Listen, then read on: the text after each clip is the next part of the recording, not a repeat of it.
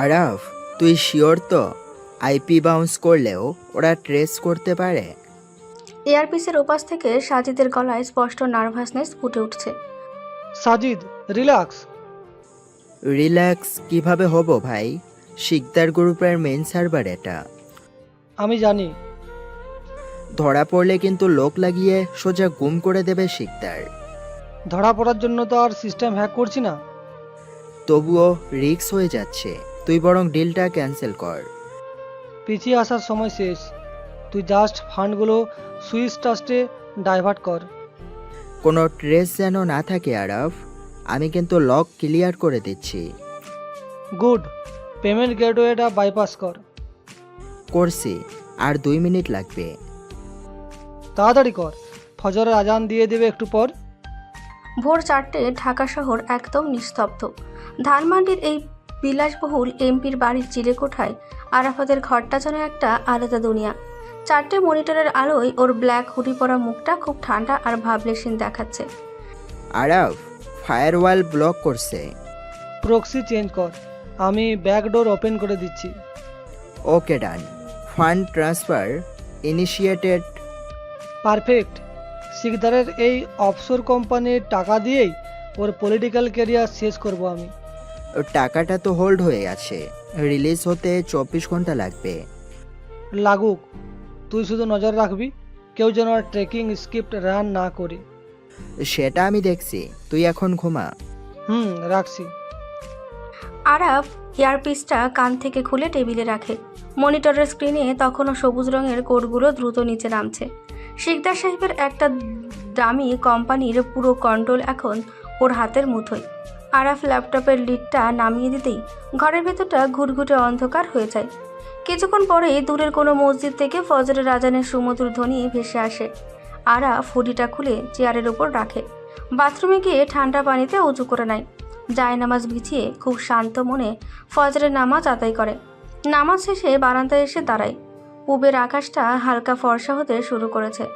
কাক ডাকা ভোরে ঢাকা শহরের একটা আলাদা স্নিগ্ধতা আছে। আরাফ একটা দীর্ঘশ্বাস ফেলে।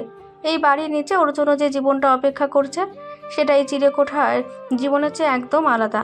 সকাল 8টা বাজতেই বাড়ির নিচের দিকটায় বেশ কর্মব্যস্ততা শুরু হয়ে যায়। আরাফ পুরনো একটা ধূসর রঙের টি শার্ট আর কালো ট্রাউজার পরে নিচে নামার প্রস্তুতি নিচ্ছিল। আরাফ, আরাফ, এই ফালতু বাইকটা এখানে কে রাখতে বলেছে? নিচ থেকে হঠাৎ মেঘনার তীক্ষ্ণ চিৎকার শুনে আরাফ থমকে যায়। দ্রুত ল্যাপটপটা ড্রয়ারে ঢুকিয়ে তালা মেরে দেয় সে। যাচ্ছি। 1 সেকেন্ড আগের সেই টেক টাইটানের এখন মাথা নিচু করে সিঁড়ি ভেঙে নিচে দৌড় দেয়। গ্যারেজে আসতেই দেখে মেঘনা জিম থেকে ফিরেছে। পরনে কালো ট্র্যাকস্যুট, কাঁধে একটা তোয়ালে। রাগে ফোঁসফোঁস করছে সে। তোমার সমস্যা কি আরাফ? সমস্যা তো কিছু দেখছি না। দেখবে কিভাবে? চোখ তো থাকে ওই মান্ধাত্তার আমলের বাইকটার দিকে। বাইকটা তো গ্যারেজেই রাখা আছে। এটা গ্যারেজ, তোমার বাইক পার্কিং জোন না। আমার গাড়িটা ঢোকাবো কিভাবে? একটু সাইড করে নিলেই তো হয়। আমি কেন সাইড করব? তুমি তোমার ওই লোহা লস্কর সরাবে। আচ্ছা, সরাচ্ছি। এত রাগ করলে তো জিমের সব ক্যালোরি এখানেই বার্ন হয়ে যাবে। তুমি আমাকে জোক শোনাচ্ছ? আমি তো জাস্ট নর্মাল কথা বলছি। তোমার নর্মাল কথা শোনার টাইম আমার নেই। বাইকটা সরাও জলদি। বাড়ির দারোয়ান কুদ্দুস মিয়া একটু দূরে দাঁড়িয়ে কাচুমাচু মুখে সব দেখছিল। সে এগিয়ে আসে। আফা, আমি শোনাই দিতেছি। তুমি কেন সরাবে কুদ্দুস চাচা? যার বাইক সে সরাবে। কুদ্দুস ভাই, আপনি যান, আমি দেখছি। আরাফ খুব শান্ত ভঙ্গিতে ওর পুরনো পালসার বাইকটার কাছে যায়। মেঘনা হাত গুটিয়ে বিরক্তি নিয়ে দাঁড়িয়ে আছে। কালকে বাইকটা ধুয়েছিলে? না তো, কেন? কারণ তোমার বাইকে কাদা লেগে আমার জুতায় দাগ লেগেছে। রাস্তায় তো কাদায় থাকে মেঘনা।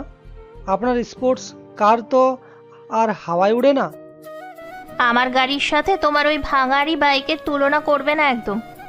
তুলনা তো করছি না। গাড়ি আপনার বাবার টাকায় কেনা, আর বাইকটা আমার নিজের টাকায়।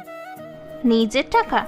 এই বাড়িতে তো ফ্রিতেই থাকো, আবার বড় বড় কথা। ফ্রিতে থাকি না, আঙ্কেলের সব কাজ তো আমিই করে দিই। সেই ছোট্ট থেকে আঙ্কেল আমাকে এখানে নিয়ে এসেছে। কাজ করো দেখেই তো থাকতে দেওয়া হয়েছে, নইলে খোপেই রাস্তায় থাকতে হতো। মেঘনার এই কথায় আরাফের চোখের দৃষ্টি একটু শক্ত হয়ে যায়, কিন্তু পরক্ষণে সে নিজেকে সামলে নিয়ে মুচকি হাসে। রাস্তায় থাকলে তো অন্তত আপনার এই সকালবেলার চিৎকারটা শুনতে হতো না। হোয়াট? তুমি আমাকে অপমান করছো? আমি শুধু সত্যিটা বললাম। You what just impossible Araf. মেঘনা আর কোনো কথা না বাড়িয়ে রাগে গটগট করে হেঁটে বাড়ির ভেতরে চলে যায়। আরাফ বাইকটা একপাশে সুন্দর করে পার্ক করে রাখে। কুদ্দুস মিয়া একটা দীর্ঘশ্বাস ফেলে আরাফের কাছে আসে। ভাইজান, আপনার মনের কথায় কষ্ট নিয়ে না, ছোট মানুষ তো, রাগ বেশি।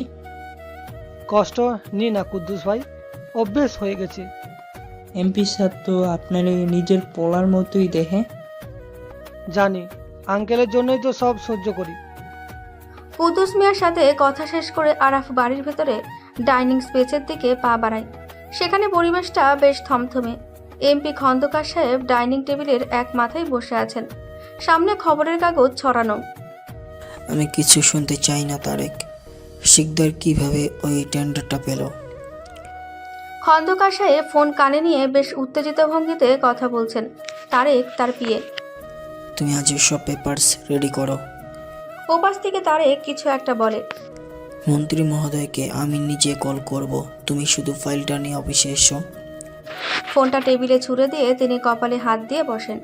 মেঘনার মা রেহেনা রান্নাঘর থেকে রুটি আর ডিম ভাজি নিয়ে আসেন। সকাল সকাল এত হাইপার হচ্ছে কেন? হাইপার হব না, শিকদার আমাকে চারদিক থেকে চেপে ধরেছে। নির্বাচন তো এখনো দেরি আছে, এত টেনশন করলে প্রেশার বেড়ে যাবে। তুমি বুঝবে না রেহানা, লোকটা আমার পেছনে আটার মতো লেগে আছে। আরাফ ডাইনিং স্পেসের এক কোণায় দাঁড়িয়ে নিজের জন্য চা বানাচ্ছে। কান খাড়া করে খন্দকার সাহেবের সব কথা শুনছে সে। মা, আমার স্যান্ডউইচ রেডি। মেঘনা মাত্রই শাওয়ার নিয়ে বেরিয়েছে। চুল থেকে এখনো হালকা পানি ঝরছে। পরনে একটা ঢিলেঢালা টি শার্ট আর জিন্স। হ্যাঁ, টেবিলে বসো। মেঘনা চেয়ার টানতে গিয়ে কোণায় দাঁড়িয়ে থাকা আরাফের দিকে তাকায়। ওর মেজাজ এখনো সকালের ঘটনার জন্য খারাপ হয়ে আছে। চাটা তো অন্তত ঠিক করে বানাতে শেখো আরাফ। কেন, কালকের চায়ে কি চিনি বেশি ছিল? চিনি না, পানি বেশি ছিল, তিতা হয়ে গেছিল একদম। ও, আমি তো ভেবেছিলাম আপনার কথার মতো চাটাও একটু কড়া হলে ভালো লাগবে। খুব তো কথা শিখেছো। সারা জীবন কি এভাবেই অন্যের ঘাড়ে বসে খাবে? ঘাড়ে তো বসিনি, ফ্লোরেই দাঁড়িয়ে আছি। ফানি হওয়ার চেষ্টা করছো? না, লজিক্যাল কথা বলছি। তোমার লজিক তোমার কাছেই রাখো, আমার সামনে এত জ্ঞান দেবে না। আহ মেঘনা, সকালবেলা আবার শুরু করলি তোরা। বাবা, তুমি ওকে কিছু বলো না দেখে ও এত লাই পেয়ে গেছে। আরব তো কোনো খারাপ কথা বলেনি। তুমি তো সব সময় ওর সাইডই নেবে।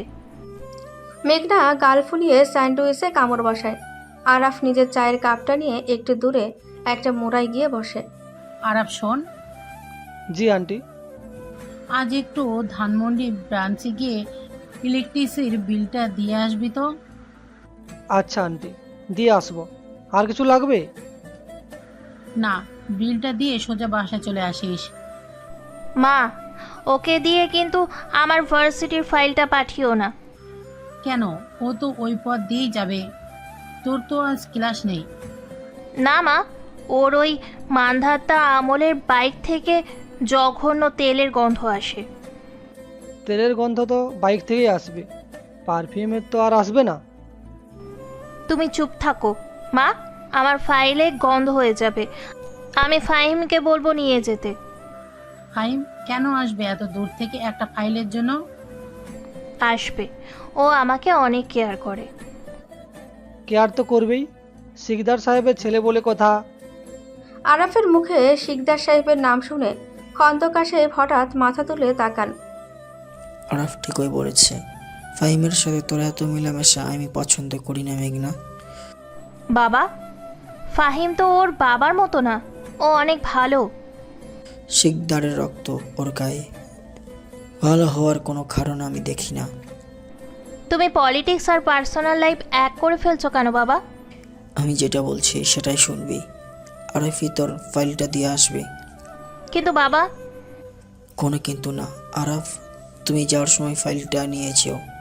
জি আঙ্কেল, আমি সাবধানে নিয়ে যাব, কোনো তেলে গন্ধ লাগবে না। আরাফ চায়ের কাপে শেষ চুমুকটা দিয়ে মেঘনার দিকে তাকিয়ে একটা বাঁকা হাসি দেয়। মেঘনার আগে গজগজ করতে করতে ডাইনিং টেবিল ছেড়ে উঠে নিজের ঘরের দিকে চলে যায়। আরাফ খুব শান্ত ভঙ্গিতে খালি কাপটা বেসিনে রেখে বিলের কাগজটা পকেটে ঢুকিয়ে নেয়। ওর মাথায় তখন শিকদার সাহেবের ওই আফসর কোম্পানির সার্ভারের কথা ঘুরছে। খেলা তো মাত্র শুরু হয়েছে। দর্শক, আশা করি আর পরিচয় দিতে হবে না। আমাদের গল্পের নায়ক আরাফ ছোট থাকতেই মা মারা যায়। তার বাবা ছিলেন জিনিয়াস টেক ইঞ্জিনিয়ার। এমপির পলিটিক্যাল রাইভাল আরাফের বাবার কোম্পানি জালিয়াতি করে দখল করে এবং তাকে পথে বসায়। হার্ট অ্যাটাকে বাবার মৃত্যুর পর বাবার বন্ধু খন্দকার সাহেব শিশু আরাফকে নিজের বাড়িতে আশ্রয় দেন। এবার গল্পে ফেরা যাক। সকালে রোদটা ধীরে ধীরে দুপুরের কড়া রোদে রূপ নিয়েছে। ধানমন্ডির বিদ্যুৎ অফিসে লম্বা লাইনে দাঁড়িয়ে বিলটা জমা দিয়ে যখন আরাফ বের হলো, তখন ঘড়িতে দুপুর 12টা বাজে। কড়া রোদে পালসার বাইকটা চালিয়ে আরাফ সোজা চলে আসে বনানীর একটা নামকরা প্রাইভেট ইউনিভার্সিটির সামনে। বাইকটা পার্কিংয়ে রেখে সে ধীর পায়ে হেঁটে স্টুডেন্ট লাউঞ্জের দিকে এগোয়। লাউঞ্জের ভেতরটা বেশ ঠান্ডা, সেন্ট্রাল এসির হাওয়া বইছে। চারিদিকে ছেলে মেয়েদের আড্ডা আর হাসির শব্দ। তোর ওই ফ্যাশন ডিজাইনের অ্যাসাইনমেন্টের কি খবর মেঘলা? আর বলিস না, বাবার পলিটিক্যাল ঝামেলার জন্য বাসার কোনো কাজই করতে পারছি না। কেন, আঙ্কেলের আবার কি হলো? ওই শিকদার আঙ্কেল বাবাকে খুব প্রেশারে রেখেছে। ও ফাহিম ভাইয়ার বাবা? হ্যাঁ, লোকটা একদম সুবিধার না। কিন্তু ফাহিম ভাইয়া তো তোকে বেশ পছন্দ করে। পছন্দ করলেই তো আর সব ঠিক হয়ে যায় না নীলা। মেঘনা বিরক্তি নিয়ে হাতের আইফোনটা স্ক্রল করতে থাকে। ঠিক তখনই লাউঞ্জের কাচের দরজা ঠেলে ভেতরে ঢোকে ফাহিম। Hi beautiful. আরে ফাহিম, তুমি এখানে? তোমার ভার্সিটির ওইদিকে একটা কাজ ছিল, ভাবলাম দেখা করে যাই। বসুন ভাইয়া। থ্যাঙ্কস নিলাম। তা মেঘনা, তোমার মন খারাপ কেন? তেমন কিছু না, একটু টায়ার্ড লাগছে। এই গরমে টায়ার্ড তো লাগবেই। চলো তোমাকে লাঞ্চে নিয়ে যাই। আজকে না ফাহিম, আমার একটা জরুরি ফাইল আসার কথা বাসা থেকে। ফাইল কে আনছে? বাসার একটা ছেলে, বাবা পাঠিয়েছে। আরে ড্রাইভারকে বললেই তো পারতে, আমি না হয় আমার গাড়ি পাঠিয়ে দিতাম। বাবা ওকে দিয়েই পাঠিয়েছে, কিছুক্ষণের মধ্যে চলে আসবে। ফাহিম মেঘনার পাশে বসে নিজের হাতের দামি রোলেক্স ঘড়িটা একটু ঠিক করে নেয়। তোমার বাবার টেনশনটা আমি বুঝতে পারছি মেঘনা। বুঝতে পারলে তোমার বাবাকে একটু বোঝাও না। বাবা তো পলিটিক্সটা নিয়ে একটু বেশি সিরিয়াস। কিন্তু এভাবে তো চলতে পারে না, তাই না? আমি বাবাকে ম্যানেজ করে নেব, তুমি শুধু আমার উপর ভরসা রাখো। মেঘনা কিছু একটা বলতে যাবে, ঠিক তখনই লাউঞ্জের কাচের দরজার বাইরে আরাফকে দেখতে পায়। উফ, ফাইনালি এসেছে। কে? ওই যে ছেলেটা। আরাফের পরনে সেই সকালে ধূসর টি শার্ট আর জিন্স। কড়া রোদে বাইক চালানোর কারণে কপালে হালকা ঘাম জমেছে। মেঘনা, আপনার ফাইলটা। এতক্ষণ লাগে একটা ফাইল নিয়ে আসতে? রাস্তায় বেশ জ্যাম ছিল। জ্যাম তো থাকবেই, তোমার ওই লোহা লস্কর দিয়ে এর চেয়ে বেশি আর কি আশা করা যায়? লোহালক্কর হলেও সময় মতোই পৌঁছেছি। ফাইলটা দাও। আর শোনো, তেলের গন্ধ লাগেনি তো? আমি তো আর ফাইলে তেল মাখিয়ে আনিনি। মুখে মুখে তর্ক করানো তোমার অভ্যাসে পরিণত হয়েছে। আমি শুধু আপনার প্রশ্নের উত্তর দিলাম। ফাহিম এতক্ষণ চুপ করে আরাফকে দেখছিল। আরাফের এই শান্ত অথচ তীক্ষ্ণ কথাগুলো ফাহিমের ইগোতে আঘাত করে। এই ছেলে, তুমি মেঘনার সাথে এভাবে কথা বলছো কেন? আমি তো স্বাভাবিকভাবেই কথা বলছি ভাইয়া। স্বাভাবিক? তোমার তো কথা বলার কোনো ম্যানার্সই নেই। ম্যানার্স তো পরিস্থিতি অনুযায়ী বদলায়। তার মানে তুমি বলতে চাইছো মেঘনা তোমার সাথে খারাপ ব্যবহার করছে? আমি তেমন কিছু বলিনি, আপনি নিজের মতো করে ভেবে নিচ্ছেন। ফাহিম, তুমি ওর কথায় কান দিও না। ও এরকমই বেয়াদব। বেয়াদব তো বটেই, কাজের ছেলেদের একটু শাসন না করলে মাথায় উঠে বসে। আমি আঙ্কেলের কর্মী, কাজের ছেলে নই। একই তো কথা, এমপির টাকায় খাও আবার বড় বড় কথা বলো। আমি কার টাকায় খাই সেটা নিয়ে আপনার না ভাবলেও চলবে। ফাহিমের চোখ রাগে লাল হয়ে ওঠে। সে লাউঞ্জের অন্য স্টুডেন্টদের সামনে নিজেকে জাহির করার একটা সুযোগ খুঁজতে থাকে। তোমার সাহস তো কম না, আমার মুখের উপর তর্ক করছো। তর্ক করছি না, ভুল ধারণাটা ভেঙে দিচ্ছি। তোমার মতো ফকিন্নিদের আমি খুব ভালো করে চিনি। চিনবেনই তো, বড় লোকদের তো আবার গরিবদের চেনার খুব শখ থাকে। আরাফ, যা শাট আপ। আমি তো চুপ করে ছিলাম মেঘনা, উনিই তো কথা বাড়াচ্ছেন।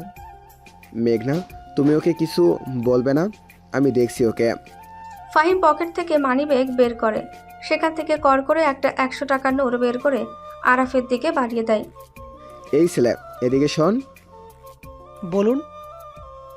নিচে ক্যাফেটেরিয়া থেকে আমার জন্য একটা কোল্ড ড্রিঙ্কস নিয়ে আয়। আমি তো আপনার 5 ফরমাস খাটার জন্য এখানে আসিনি। টাকা দিচ্ছি তো, ড্রিঙ্কসটা এনে বাকি টাকাটা বকশিস হিসেবে রেখে দিস। বকশিস? হ্যাঁ, তোর মতো ছেলেদের তো 100 টাকা দেখলে জিভ দিয়ে পানি পড়ার কথা। ফাহিম, বাদ দাও না, ওকে দিয়ে এসব করানোর দরকার নেই। আরে তুমি থামো তো মেঘনা, ওকে একটু সাইজ করা দরকার। লাউঞ্জের অন্য স্টুডেন্টরা কৌতূহল নিয়ে ওদের দিকে তাকিয়ে আছে। নীলাও বেশ অস্বস্তিতে পড়ে গেছে। টাকাটা আপনার পকেটেই রাখুন ভাইয়া। কেন, 100 টাকা কি তোর কাছে কম মনে হচ্ছে? কম না, তবে টাকাটা আপনার এখন খুব দরকার। হোয়াট? তুই জানিস আমি কে? খুব ভালো করেই জানি, সিকদার গ্রুপের একমাত্র উত্তরাধিকারী। তাহলে ফালতু কথা বলছিস কেন? কারণ গত রাতে আপনার বাবার কোম্পানি $2 মিলিয়ন লস খেয়েছে। ফাহিমের হাতটা হঠাৎ শূন্যে থেমে যায়। ওর মুখের রং 1 সেকেন্ডের মধ্যে ফ্যাকাশে হয়ে যায়। কি কি বলছিস এসব আবল তাবল? আবল তাবল না ভাইয়া, একদম খাঁটি সত্যি। তুই এসব কোথা থেকে শুনলে? খবরটা এখনো পাবলিক হয়নি, তবে আপনার বাবার মুখটা দেখলে বুঝতে পারবেন। বাজে কথা, আমাদের কোম্পানির লস হবে কেন? অফশোর অ্যাকাউন্টের ফান্ডগুলো মাঝে মাঝে একটু এদিক ওদিক হয়ে যায় তো, তাই। ফাহিমের কপালে বিন্দু বিন্দু ঘাম জমতে শুরু করে। এই খবরটাতেও শুধু ওর বাবা আর কোম্পানির সিএফও ছাড়া আর কারো জানার কথা না। আরাফ, তুমি এসব কি বলছো? আমি তো জাস্ট ওনাকে সাবধান করলাম মেঘনা। সাবধান করার তুমি কে? কেউ না, তবে 100 টাকা বকশিস দেওয়ার আগে নিজের পকেটের অবস্থাটা জেনে নেওয়া ভালো। তুই তুই আমাকে থ্রেট দিছিস? থ্রেড দেবো কেন, আমি তো জাস্ট একটা ইনফরমেশন শেয়ার করলাম। তোর এই ইনফরমেশন পুরো ভুয়া। ভুয়া কি না সেটা আপনার বাবাকে একটা কল দিলেই তো ক্লিয়ার হয়ে যায়। ফাহিম আর কোনো কথা বলতে পারে না। ওর হাত কাঁপছে।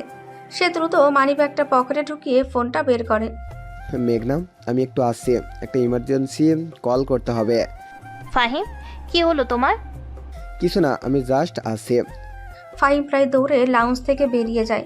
মেঘনা অবাক হয়ে ফাহিমের যাওয়ার পথের দিকে তাকিয়ে থাকে। মেঘলা, ছেলেটা এসব কি বলল? আমি নিজেই তো কিছু বুঝতে পারছি না। মেঘনা এবার ঘুরে আরাফের দিকে তাকায়। আরাফের মুখে একটা শান্ত নির্লিপ্ত ভাব, যেন কিছুই হয়নি। তুমি এসব কি বললে ফাহিমকে? আমি তো মিথ্যা কিছু বলিনি। তুমি কিভাবে জানলে ওদের কোম্পানি লসের কথা? রাস্তায় আসার সময় চায়ের দোকানে টিভিতে নিউজ স্ক্রলে দেখলাম। মিথ্যে কথা বলবে না আরাফ, তুমি নিজেই বললে খবরটা পাবলিক হয়নি। হয়তো আমার দেখার পরপরেই নিউজটা সরিয়ে নিয়েছে। তুমি আমাকে বোকা ভাবো? আপনাকে বোকা ভাবার সাহস আমার নেই মেঘনা। তাহলে সত্যিটা বলো, তুমি কিভাবে জানলে? কখনো কখনো সাধারণ মানুষের কান বড়লোকদের চেয়ে বেশি তীক্ষ্ণ হয়। পাজল কথা বলা বন্ধ করো। আমি তো সোজা কথাই বলছি। ফাহিমের মুখটা ওরকম ফ্যাকাশে হয়ে গেল কেন? হয়তো আমার কথাটা মিলে গেছে তাই। মেঘনা তিক্ত দৃষ্টিতে আরাফের চোখের দিকে তাকায়। এই প্রথম ওর মনে হলো এই সাধারণ ছেলেটার ভেতরে এমন কিছু একটা আছে যা ও দেখতে পাচ্ছে না।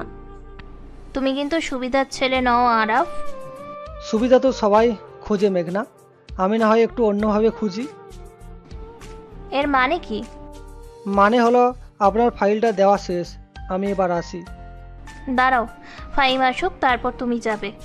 ওনার আসার জন্য অপেক্ষা করলে আপনার লাঞ্চের সময় পার হয়ে যাবে। কেন? ও আসবে না কেন? কারণ ওনার বাবা এখন ওনাকে খুব সুন্দর করে বকা দিচ্ছেন। তুমি এত কনফিডেন্টলি কিভাবে বলছো? কমন সেন্স মেঘনা, জাস্ট সিম্পল লজিক। আরাফ হালকা হেসে মেঘনার দিকে মাথাটা একটু ঝুঁকিয়ে বিদায় নেয়। লাউঞ্জ থেকে বেরিয়ে যাওয়ার সময় ওর হাঁটার ভঙ্গিতে একটা অদ্ভুত আভিজাত্য ফুটে ওঠে। তোর বাবার এই কর্মীটা তো বেশ স্মার্ট রে মেঘলা। স্মার্ট না, ও একটা ওভার স্মার্ট ফাজিল।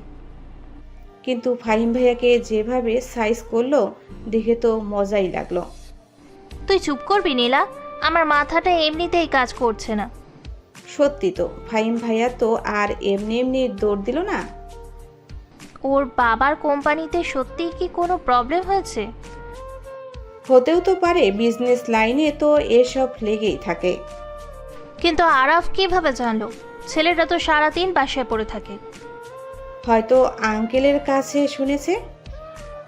বাবা তো নিজেই শিকদার আঙ্কেলকে নিয়ে টেনশনে আছে, বাবা জানলে তো খুশিই হতো। মেঘনার মাথার ভেতর হাজারটা প্রশ্ন ঘুরপাক খাচ্ছে। ফাইলের ওপর হাত রাখতে ওর মনে হলো আরাফের বলা কথাগুলোর পেছনে নিশ্চয়ই কোনো গভীর রহস্য লুকিয়ে আছে। আমি একটু আসি নীলা। কোথায় যাচ্ছিস? ফাহিমকে দেখতে, ও তো এখনো ফিরল না। মেঘনা ফাইলটা হাতে নিয়ে দ্রুত লাউঞ্জ থেকে বেরিয়ে আসে। করিডোরের এক কোণায় ফাহিমকে দেখতে পায় সে। ফাহিম ফোনে কারোর সাথে খুব উত্তেজিত হয়ে কথা বলছে। বাবা, তুমি আমাকে আগে কেন বলনি? ফাহিমের গলা কাঁপছে। মেঘনা একটু আড়ালে দাঁড়িয়ে শোনার চেষ্টা করে। কিন্তু $2 মিলিয়ন কিভাবে গায়েব হয়ে গেল? ওপাশ থেকে শিকদার সাহেব হয়তো ধমক দিচ্ছেন। আমি তো কিছুই করিনি বাবা, আমি তো ভার্সিটিতে। মেঘনার বুকটা ধক করে ওঠে। তার মানে আরাফের কথাই সত্যি। আচ্ছা, আমি এক্ষুনি অফিসে আসছি। ফাহিম ফোনটা কেটে কপালে হাত দিয়ে দেওয়ালে হেলান দিয়ে দাঁড়ায়। মেঘনা ধীর পায়ে ফাহিমের সামনে গিয়ে দাঁড়ায়। ফাহিম? মেঘনা, তুমি এখানে? কি হয়েছে ফাহিম? আরাফ যা বলো সেটা কি সত্যি? আরে না, ওই ফকিন্নিটা তো এমনি আজে বাজে বকছিল। তাহলে তুমি এত ঘামছো কেন? এমনি, আসলে বাবার প্রেশারটা হঠাৎ বেড়ে গেছে তো, তাই টেনশন হচ্ছে। তুমি মিথ্যে বলছো ফাহিম। আমি কেন মিথ্যা বলবো? আমি তোমার কথা শুনেছি, $2 মিলিয়ন গায়েব হওয়ার কথা বলছিলে তুমি। ফাহিম এবার পুরোপুরি ধরা পড়ে যায়। ওর মুখ দিয়ে কোনো কথাই বের হয় না। তার মানে আরাফ সত্যি কথাই বলেছিল। মেঘনা প্লিজ, আমি তোমাকে পরে সব বুঝিয়ে বলবো। বোঝানোর কিছু নেই, তুমি এখন যাও। কিন্তু আমাদের লাঞ্চে যাওয়ার কথা ছিল। আমার ক্ষুধা নেই, তুমি তোমার বাবার কাছে যাও। ফাহিম আর দাঁড়ায় না, প্রায় ছুটতে ছুটতে ভার্সিটির গেটের দিকে চলে যায় সে। একটা সাধারণ ছেলে যার নিজের কোনো স্ট্যাটাস নেই, সে কীভাবে এত বড় একটা বিজনেস এম্পায়ারের ভেতরের খবর এত নিখুঁতভাবে জানতে পারে? ছেলেটাকে যতটা সাধারণ ভেবেছিলাম, আরাফ আসলে ততটা সাধারণ নয়। ওর এই ছন্নছাড়া রূপের আড়ালে নিশ্চয়ই অন্য কোনো গল্প আছে। মেঘনা মনে মনে প্রতিজ্ঞা করে, যে করেই হোক আরাফের এই রহস্য সে বের করবেই। দুপুরের কড়া রোদ মরে গিয়ে এখন ধানমান্ডির আকাশে হালকা সন্ধ্যার লালচে আভা। ভার্সিটি থেকে ফিরে মেঘনা নিজের ঘরেই চুপচাপ বসেছিল। ফাহিমের ফ্যাকাশে মুখ আর আরাফের শান্ত চোখের দৃষ্টিটা কিছুতেই ওর মাথা থেকে বের হচ্ছে না। মাগরিবের আজান শেষ হওয়ার পর ছাদের দিকে পা বাড়ায় মেঘনা। একটু খোলা হাওয়া দরকার, ওর দম বন্ধ লাগছে। এদিকে এমপির বাড়ির বিশাল ছাদের এক কোণায় পানির ট্যাঙ্কের আড়ালে দাঁড়িয়ে আছে আরাফ। এই নে তোর স্পেশাল চিজ পিৎজা। ভাই, এই লাল রঙের ডেলিভারি বয় ইউনিফর্ম পরে জ্যামের মধ্যে বাইক চালানো যে কি পেইন তুই বুঝবি না। গরমে সেদ্ধ হয়ে গেছি একদম। লাল রঙের একটা ডেলিভারি বয় ইউনিফর্ম পরে হাঁপাতে হাঁপাতে ছাদে এসেছে সাজিদ, হাতে বড় একটা পিৎজার বাক্স। দেরি করেছিস ব্যাস। আমি তো ভাবলাম শিকদারের লোক তোকে রাস্তাতেই কিডন্যাপ করে নিল কি না। ডকুমেন্টগুলো ঠিকমতো এনেছিস তো? আরে ভাই, তোর কাজ আর আমি ঠিকমতো আনবো না? পিৎজার ঠিক নিচেই ফয়েল পেপারে মোড়ানো আছে সব। সুইস ট্রাস্টের সিগনেচারগুলো ভেরিফাই করে নিয়েছি। গুড।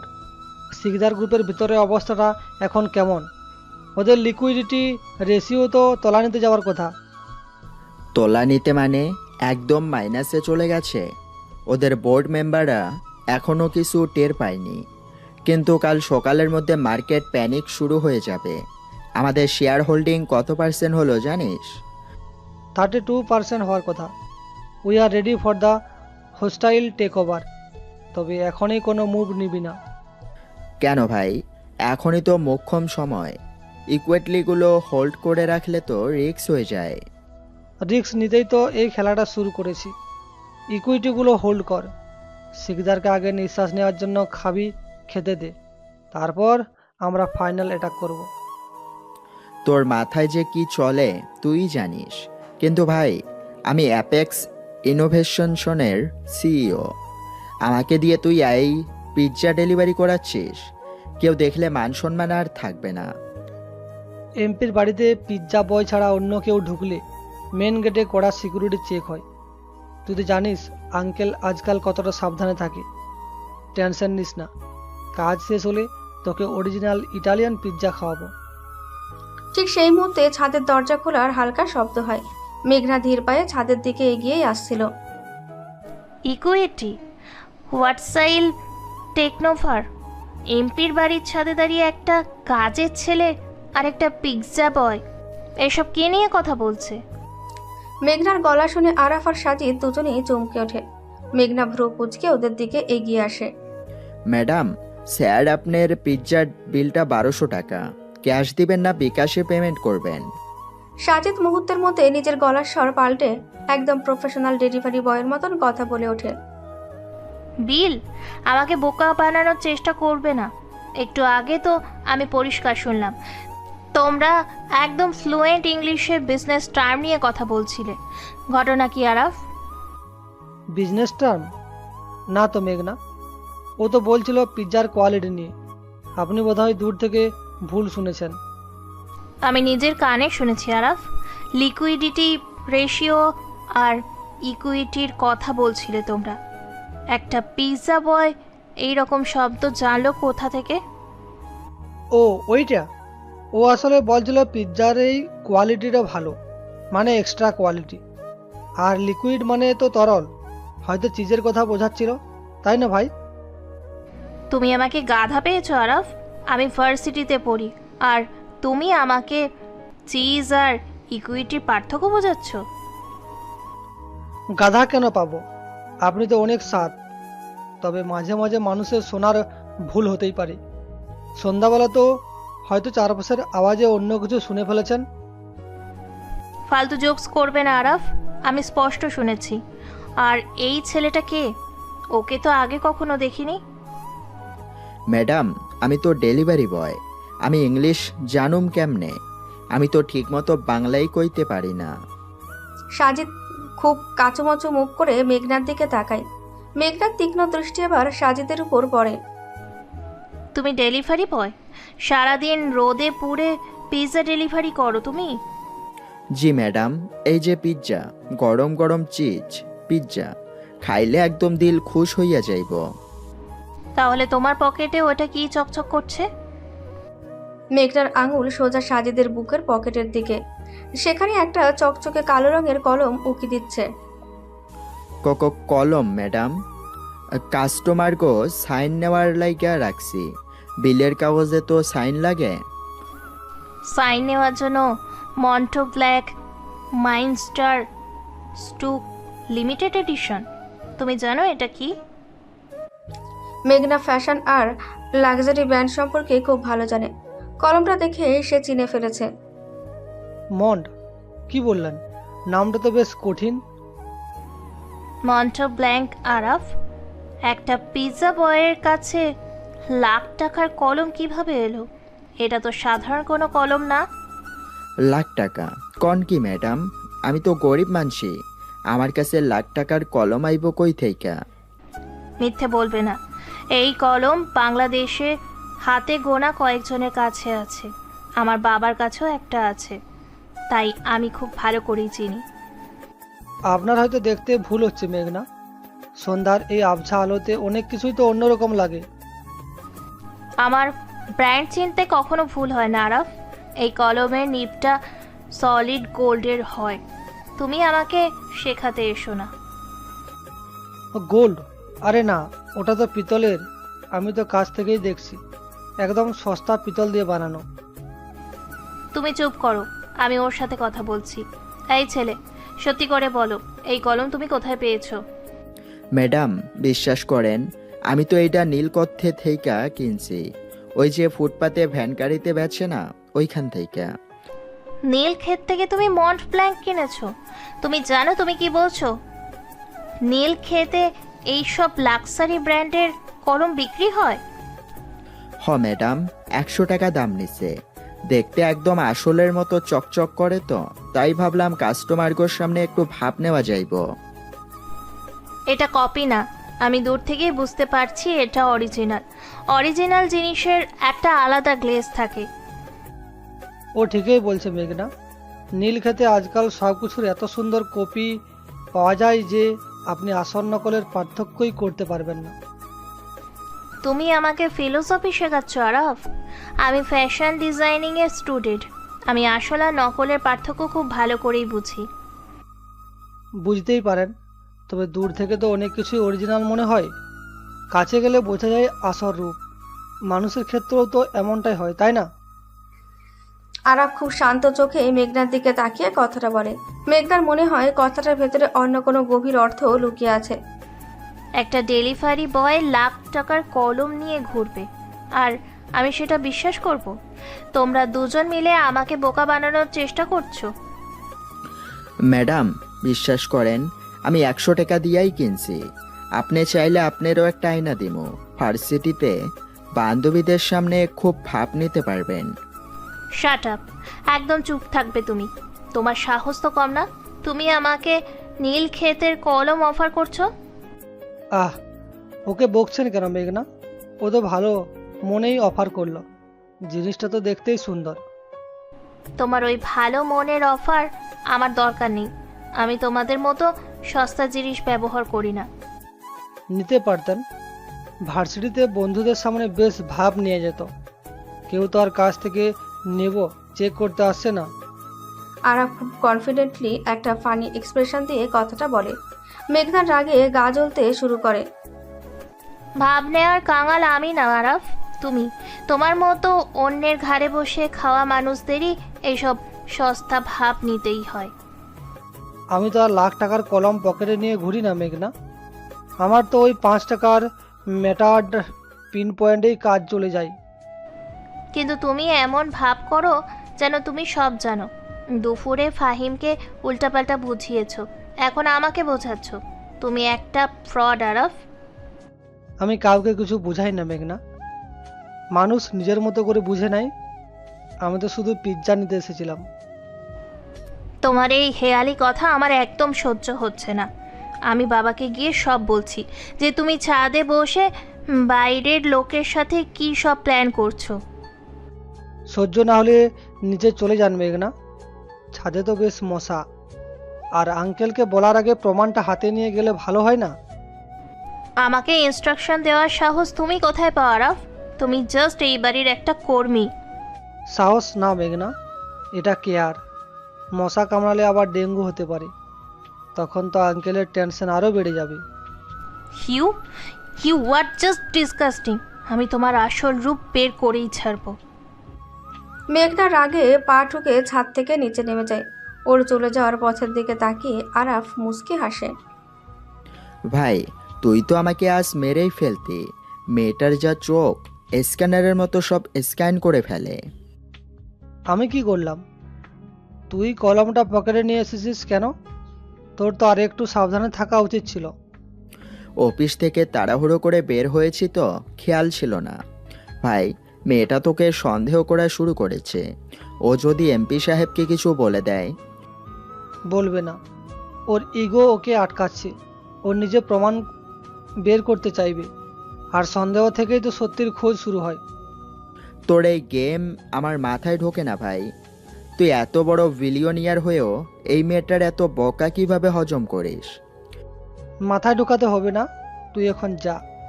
আর শোন, কালকের মিটিংয়ের জন্য সব রেডি রাখিস। পিৎজার টাকাটা তো দিলি না, 1200 টাকা বিল উঠেছে। নীল ক্ষেতের কলমের দাম 100 টাকা, ওইটা দিয়ে ম্যানেজ করে নে। বাকিটা তোর কোম্পানির সিও হওয়ার বোনাস।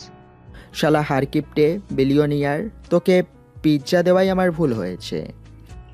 সাজ্জিদ হাসতে হাসতে ছাদ থেকে নেমে যায়। আরাফ পিৎজার বাক্সটা খুলে ভেতরের ফয়েল পেপার মোড়ানো ডকুমেন্টগুলো বের করে নেয়। এবার খেলাটা জমবে সিকদার সাহেব, আপনার পতনের কাউন্টডাউন শুরু হয়ে গেছে। ডকুমেন্টের পাতাগুলো উল্টাতে উল্টাতে আরাফের চোখে এক অদ্ভুত শীতলতা নেমে আসে। রাতের ঢাকার নিয়ন আলোগুলো ওর চোখে প্রতিফলিত হচ্ছে। বাতাসে তখনও মেঘনার করা পারফিউমের হালকা গন্ধ মিশে আছে। ছাদে সেই গুমোট সন্ধ্যার পর রাতের ঢাকা শহর যেন আরও বেশি রহস্যময় হয়ে উঠেছে। রাত তখন 9টা বাজে। এমপির বাড়িতে আজ অন্যরকম এক থমথমে পরিবেশ। আপনি হঠাৎ এই অসময়ে আমার বাড়িতে? কোনো বিশেষ দরকার ছিল শিকদার সাহেব? ড্রয়িং রুমের বিশাল সোফায় বেশ আয়েশ করে বসে আছেন শিকদার সাহেব, মুখে একটা কুটিল হাসি।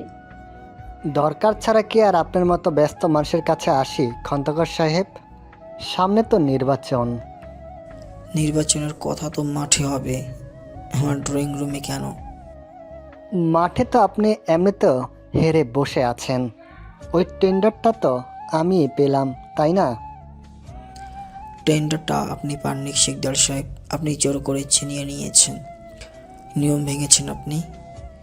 হা, রাজনীতিতে জোর যার মূল্য তার। আপনি বড্ড নীতিমান মানুষ খন্দকার সাহেব। এত নীতি দিয়ে তো আর দেশ চলে না। নীতি ছাড়া রাজনীতি করলে সেটা আর রাজনীতি থাকে না, ডাকাতি হয়ে যায়। আর আমি ডাকাতদের সাথে আপোষ করি না। শব্দ চয়নে একটু সতর্ক হন খন্দকার সাহেব। আমি কিন্তু আপনার ভালো চাইতে এসেছি, পুরনো শত্রুতা ভুলে যেতে চাই। আপনার ভালো চাওয়ার নমুনা আমি খুব ভালো করে চিনি। আসল কথাটা বলুন, ভূমিকা করার দরকার নেই। আসল কথা হলো ফাইমের সাথে আপনার মেয়ের মেঘনার বিয়েটা দিয়ে দিন, আমি আপনার সব ঝামেলা মিটিয়ে দেব। টেন্ডারটাও 50-50 শেয়ার করব। খন্দকার সাহেবের মুখটা রাগে লাল হয়ে ওঠে। তিনি সোজা হয়ে বসেন। আমার মেয়ে কোনো রাজনৈতিক চুক্তির পণ্য নয় শিকদার সাহেব। এই প্রস্তাব আপনি দ্বিতীয়বার আমার বাড়িতে বসে দেওয়ার সাহস করবেন না। ভেবে দেখুন খন্দকার সাহেব, আপনার মাথার উপর কিন্তু একটা দুর্নীতির ফাইল ঝুলছে। আমি চাইলে এক রাতে আপনাকে জেলের ভাত খাওয়াতে পারি, তখন আপনার মেয়ের কি হবে? ঠিক এই সময় ড্রয়িং রুমের ট্রে হাতে প্রবেশ করে আরাফ। পরনে সাধারণ শার্ট, মাথাটা নিচু করা। আঙ্কেল চা। রেখে যাও আরাফ, আর তুমি ভিতরে যাও। আরাফ খুব শান্ত ভঙ্গিতে শিকদার সাহেবের সামনে টি টেবিলে চায়ের কাপটা রাখে। তুই তো ফাইমের সাথে দুপুরে বাসটিতে বিয়াদপি করেছিস শুনলাম। বেয়াদপি না তো স্যার, আমি তো জাস্ট ওনার একটা ভুল ধারণা ভেঙে দিয়েছিলাম। তোর মতো 2 টাকার কাজের ছেলের থেকে এত বড় বড় কথা মানায় না খন্দকার সাহেব। আপনি এদের একদম মাথায় তুলে লাই দিয়েছেন। আরাফ আমার বাড়ির ছেলে শিকদার সাহেব, ও কাজের ছেলে নয়। ওর সাথে সম্মানের সাথে কথা বলুন। তা তো দেখতেই পাচ্ছি। যাই হোক, চাটাও দেখছি একদম ঠান্ডা। আপনার আত্মীয়তার এই হাল? ঠান্ডা চা খাওয়াই তো আপনার জন্য ভালো স্যার, এমনিতেই আপনার প্রেশার হাই। গরম চা খেলে যদি আপনার স্ট্রোক করে বসেন, তখন তো আবার আপনার কোম্পানির শেয়ারগুলো ধপাস করে পড়ে যাবে। শিকদার সাহেব রাগে কটমট করে আরাফের দিকে তাকান। আরাফ খুব ইনোসেন্ট একটা হাসি দেয়। তোর সাহস তো কম না, আমার মুখের উপর কথা বলছিস। তুই জানিস আমি কে? আমি তো আপনার স্বাস্থ্যের কথা ভেবেই বললাম স্যার। ও, আপনার জুতার কাছে একটু চা পড়ে গেছে, আমি মুছে দিচ্ছি। আরাফ পকেট থেকে একটা টিস্যু বের করে নিচু হয়ে শিকদার সাহেবের জুতার কাছে ফ্লোর মোছার ভান করে। আর ঠিক সেই সুযোগে সোফার একদম নিচে একটা ছোট্ট কালো মাইক্রোবাগ চিপকে দেয়। এই তো একদম পরিষ্কার হয়ে গেছে স্যার, এবার আপনি শান্তিতে চা খেতে পারেন। আর টেনশন করবেন না, টেনশন করলে হার্টের ক্ষতি হয়। যা এখান থেকে ফাজিল ছেলে। আর খন্দকার সাহেব, আমার প্রস্তাবটা নিয়ে ভাববেন। কাল সকাল পর্যন্ত সময় দিলাম, এরপর কিন্তু আমি আমার আসল খেলা শুরু করব। ড্রয়িং রুমের এই দম বন্ধ করা পরিবেশ আর শিকদার সাহেবের হুমকি আড়াল থেকে শুনছিল মেঘনা। ওর হাত পা রাগে আর টেনশনে কাঁপছে। সে দ্রুত রান্নাঘরের দিকে চলে যায়। লোকটার এত সাহস, আমার বাবার বাড়িতে বসে বাবাকে ঠেট দিচ্ছে, আর বাবা চুপ করে শুনছে। মেঘনা রান্নাঘর ঢুকে ফ্রিজ থেকে ঠান্ডা পানির বোতল বের করতে যায়, কিন্তু হাত কাঁপায় বোতলটা রাখতে গিয়ে কাচের জগের সাথে ধাক্কা লাগে। বিকট শব্দে জগটা ফ্লোরে পড়ে টুকরো টুকরো হয়ে যায়। চারদিকে কাচ ছড়িয়ে পড়ে।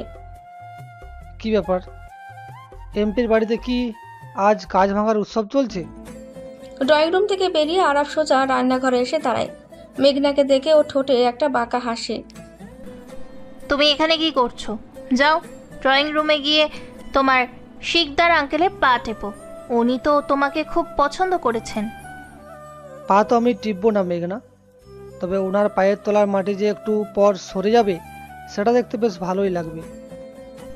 তোমার এই ফালতু কথা শোনার মুড আমার নেই আরাফ, সরো এখান থেকে।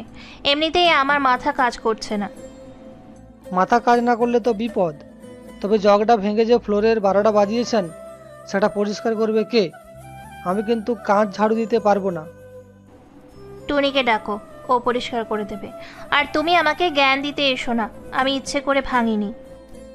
আমি জ্ঞান দিচ্ছি না, তবে আপনার রাগটা যে ভুল জায়গায় দেখাচ্ছেন সেটা মনে করিয়ে দিচ্ছি। জগটার তো কোনো দোষ ছিল না। তুমি জানো ড্রয়িং রুমে কি হচ্ছে?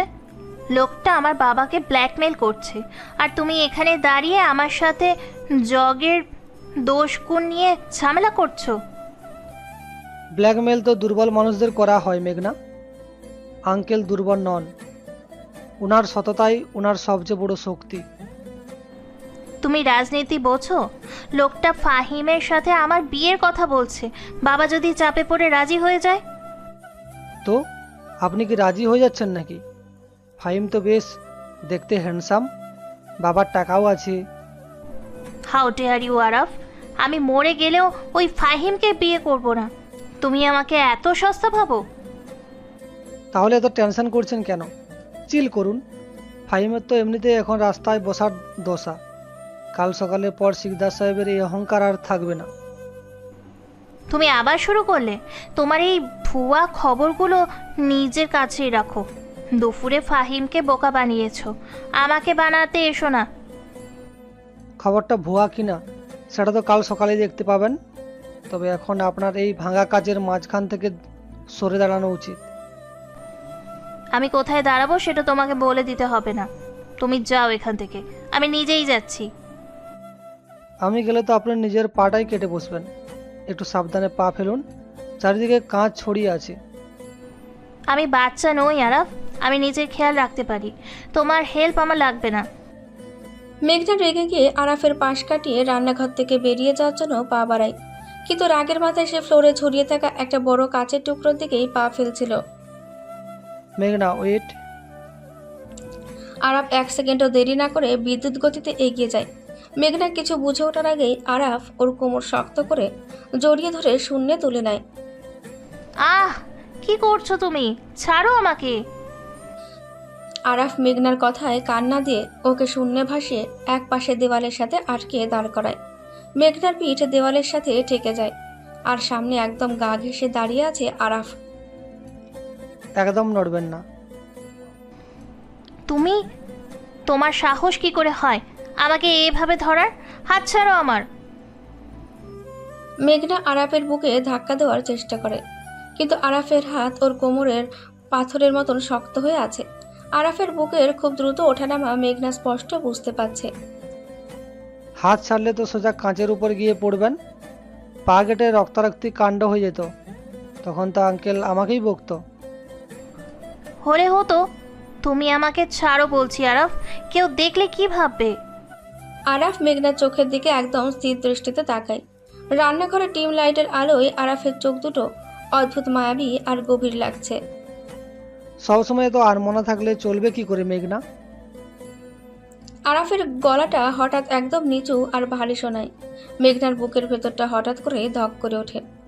আমি আমি আনমনা ছিলাম না, আমি খেয়াল করিনি। ছিলেন। রাগের মাথায় নিজের বিপদটাও দেখতে পাচ্ছিলেন না? সবসময় এত জেদ দেখানো ভালো না। মেঘনা খেয়াল করে আরাফের গা থেকে একটা খুব চেনা করা পারফিউমের গন্ধ আসছে। উড আর টোবাকোর একটা বুনো মিশ্রণ। ঠিক গত রাতে ক্লাবে অন্ধকারে যে মানুষটাকে বিপদের হাত থেকে বাঁচিয়েছিল তার গায়ের গন্ধের মতন। তুমি তুমি এই পারফিউম কোথায় পেলে? পারফিউম? আমি তো কোনো পারফিউম মাখিনি। আমি তো সস্তা সাবান দিয়ে গোসল করি। মিথ্যে বলছো তুমি। এই গন্ধটা আমার চেনা। গত রাতে ক্লাবে। হয়তো আপনারই কোনো পারফিউমের গন্ধ আমার শার্টে লেগে গেছে। আপনি তো অনেক দামি দামি ব্র্যান্ড ইউজ করেন, আমার শার্টে হয়তো সেটারই ঘ্রাণ। আরাফের মুখটা মেঘনার মুখের খুব কাছাকাছি। মেঘনার শ্বাস ভারী হয়ে আসছে। এই সাধারণ ছেলেটার এত কাছাকাছি দাঁড়িয়ে ওর ভেতরের প্রথমবার একটা অদ্ভুত তীব্র শিহরণ কাজ করছে। তুমি আমাকে কনফিউজ করে দিচ্ছ আরাফ। আমি তো কিছুই করছি না মেঘনা, আপনি নিজেই কনফিউজড হচ্ছেন। আমি তো জাস্ট আপনাকে কাঁচের হাত থেকে বাঁচালাম। আরাফ খুব আলতো করে মেঘনার কোমর থেকে হাতটা সরিয়ে নেয়, কিন্তু ওর চোখের দৃষ্টি এক মুহূর্তের জন্য মেঘনার চোখ থেকে সরে না। তুমি আসলে কে আরাফ? তুমি যা দেখাচ্ছ তুমি কি সত্যিই তা? আমি তো আপনার বাবার একজন সাধারণ কর্মী মেঘনা। এর বাইরে আমাকে আর কি মনে হয় আপনার? আমার মনে হয় তুমি একটা রহস্য, আর আমি এই রহস্যটা বের করেই ছাড়বো। তোমার এই সাধারণ খোলসের নিচে অন্য কেউ লুকিয়ে আছে। রহস্য বের করতে গেলে তো রহস্যের খুব গভীরে ডুব দিতে হয় মেঘনা। আপনি কি পারবেন ডুব দিতে? গভীর জলের ভয় নেই তো? আরাফের এই গভীর কথার কোনো উত্তর মেঘনা দিতে পারে না। সে শুধু মন্ত্রমুগ্ধের মতন আরাফের চোখের দিকে তাকিয়ে থাকে। ড্রয়িং রুমে শিকদার সাহেবের হাসির শব্দ যেন এই মুহূর্তে ওদের দুজনের মাঝখানের নীরবতাকে ভাঙতে পারছে না। দুজনের মাঝে তৈরি হওয়া এই নতুন অনুভূতিটা যেন এক অদৃশ্য সুতোয় তাদের বেঁধে ফেলেছে। পরের দিন গতরাতে সেই থমথমে রাজনৈতিক ডিনার আর রান্নাঘরের অদ্ভুত মুহূর্তটার পর মেঘনার ভেতরে একটা চাপা অস্বস্তি কাজ করছিল। সারা রাত ওর ঠিক মতন ঘুম হয়নি। পরের দিন রাতে মনটাকে একটু হালকা করার জন্য ভার্সিটির এক বান্ধবীর বার্থডে পার্টিতে গুলশানের একটা নামকরা এলিট ক্লাবে আসে মেঘনা। রাত তখন 11টা। ক্লাবের ভেতরে কানে তালা লাগা মিউজিক আর রঙিন আলোর ঝলকানি। মেঘনা, তুমি তো কিছুই খাচ্ছ না, জাস্ট একটা ড্রিঙ্ক নাও। ভিআইপি সেকশনের একটা সোফায় বসে আছে মেঘনা। ফাহিম হাতে একটা গ্লাস নিয়ে ওর খুব কাছে ঘেঁষে বসার চেষ্টা করছে। ফাহিমের চোখ মুখ লাল, বোঝাই যাচ্ছে সে অতিরিক্ত ড্রিঙ্ক করেছে। আমি এসব খাই না ফাহিম, তুমি জানো সেটা। আরে একটু টেস্ট করেই দেখো না, লাইফে তো এনজয় করতে হবে, তাই না? আমার এনজয় করার মুড নেই। তুমি একটু দূরে বসো ফাহিম, আমার আনইজি লাগছে। আনইজি কেন লাগবে বেবি? আমি তো তোমার ফিউচার হাজব্যান্ড। Future husband? কে বললো তোমাকে? কেন, কাল রাতে আমার বাবা তো তোমার বাবার কাছে প্রপোজাল দিয়ে এসেছে। প্রপোজাল দিলেই বিয়ে হয়ে যায় না ফাহিম, আর আমি তোমাকে বিয়ে করছি না। করছো না মানে? তোমার বাবার তো এখন জেলে যাওয়ার দশা, আমার বাবা ছাড়া কে বাঁচাবে ওনাকে? ফাহিমের কথায় মেঘনার মাথায় রক্ত উঠে যায়। সে সোফা থেকে উঠে দাঁড়ায়। মুখ সামলে কথা বলো ফাহিম। আমার বাবাকে ব্ল্যাকমেল করে আমাকে পাওয়ার স্বপ্ন তুমি দেখো না। আরে রিল্যাক্স, এত হাইপার হচ্ছে কেন?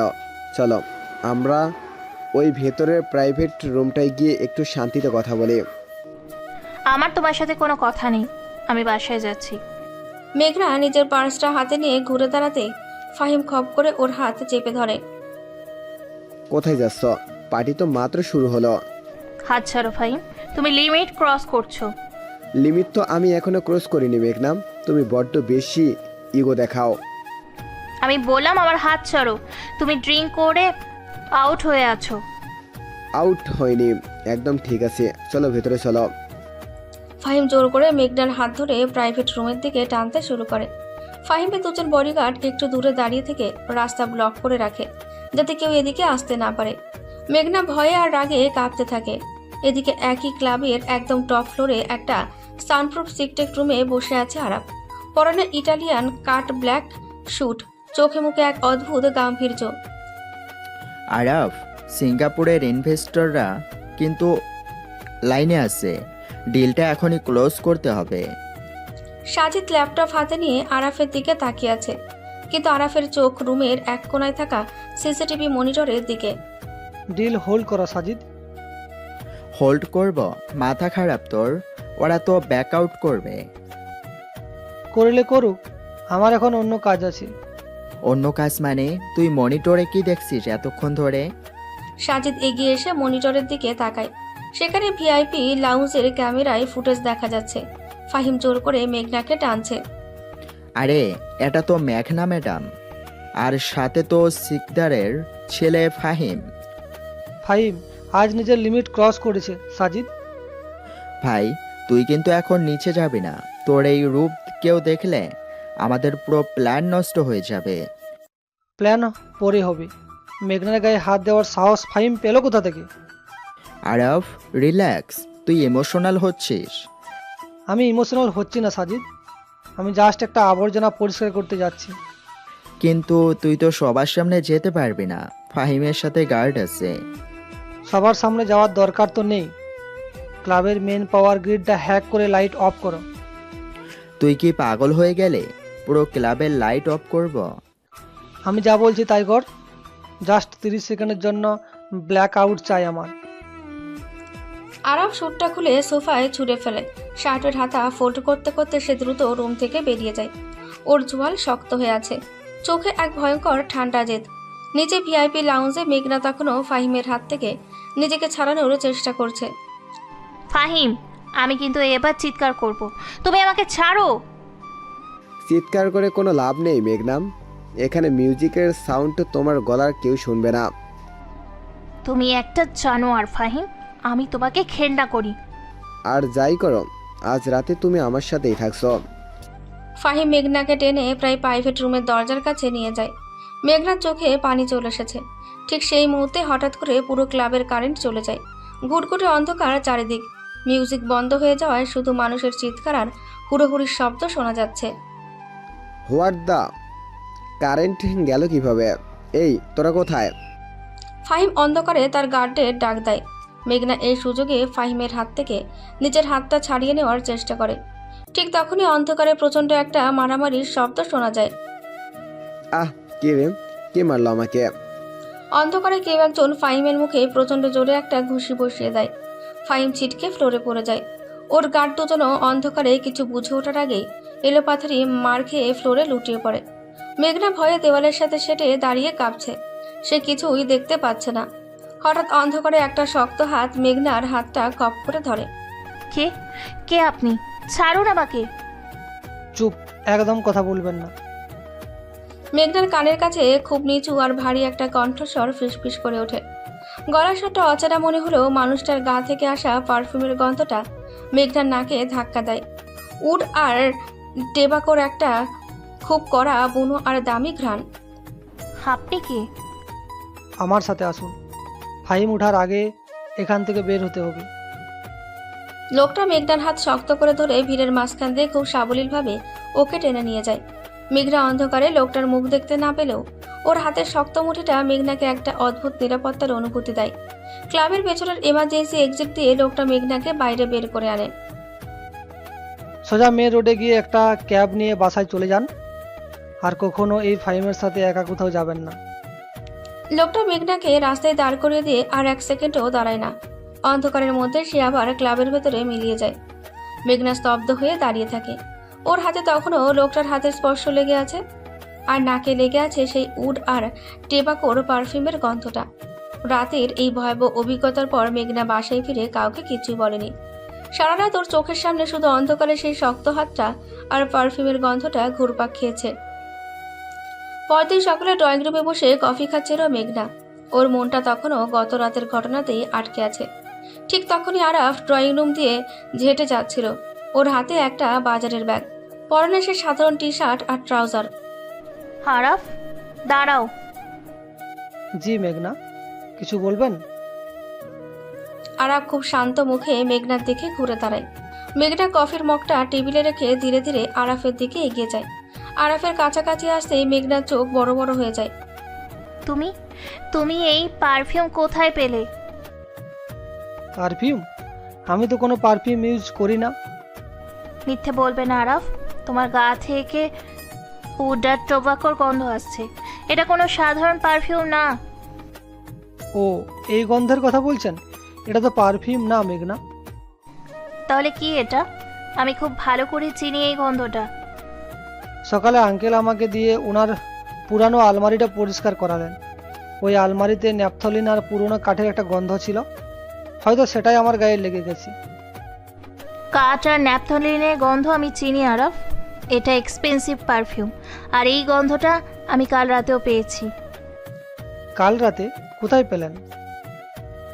সেটা তোমার জানার দরকার নেই। তুমি সত্যি করে বলো, কাল রাতে তুমি কোথায় ছিলে? আমি তো আমার ঘরেই ছিলাম, ঘুমাচ্ছিলাম। তুমি মিথ্যে বলছো। কাল রাতে তুমি ক্লাবে ছিলে, তাই না? ক্লাব? আমি ক্লাবে যাব কোন দুঃখে? ক্লাবে যাওয়ার মতো টাকা কি আমার আছে? আমি জানি না তোমার কি আছে আর কি নেই, কিন্তু কাল রাতে যে আমাকে বাঁচিয়েছে তার গায়ের গন্ধ আর তোমার গায়ের গন্ধ একদম এক। মেঘনা, আপনি হয়তো কাল রাতে কোনো স্বপ্ন দেখেছেন আর সেই স্বপ্নের সাথে বাস্তবকে মিলিয়ে ফেলছেন।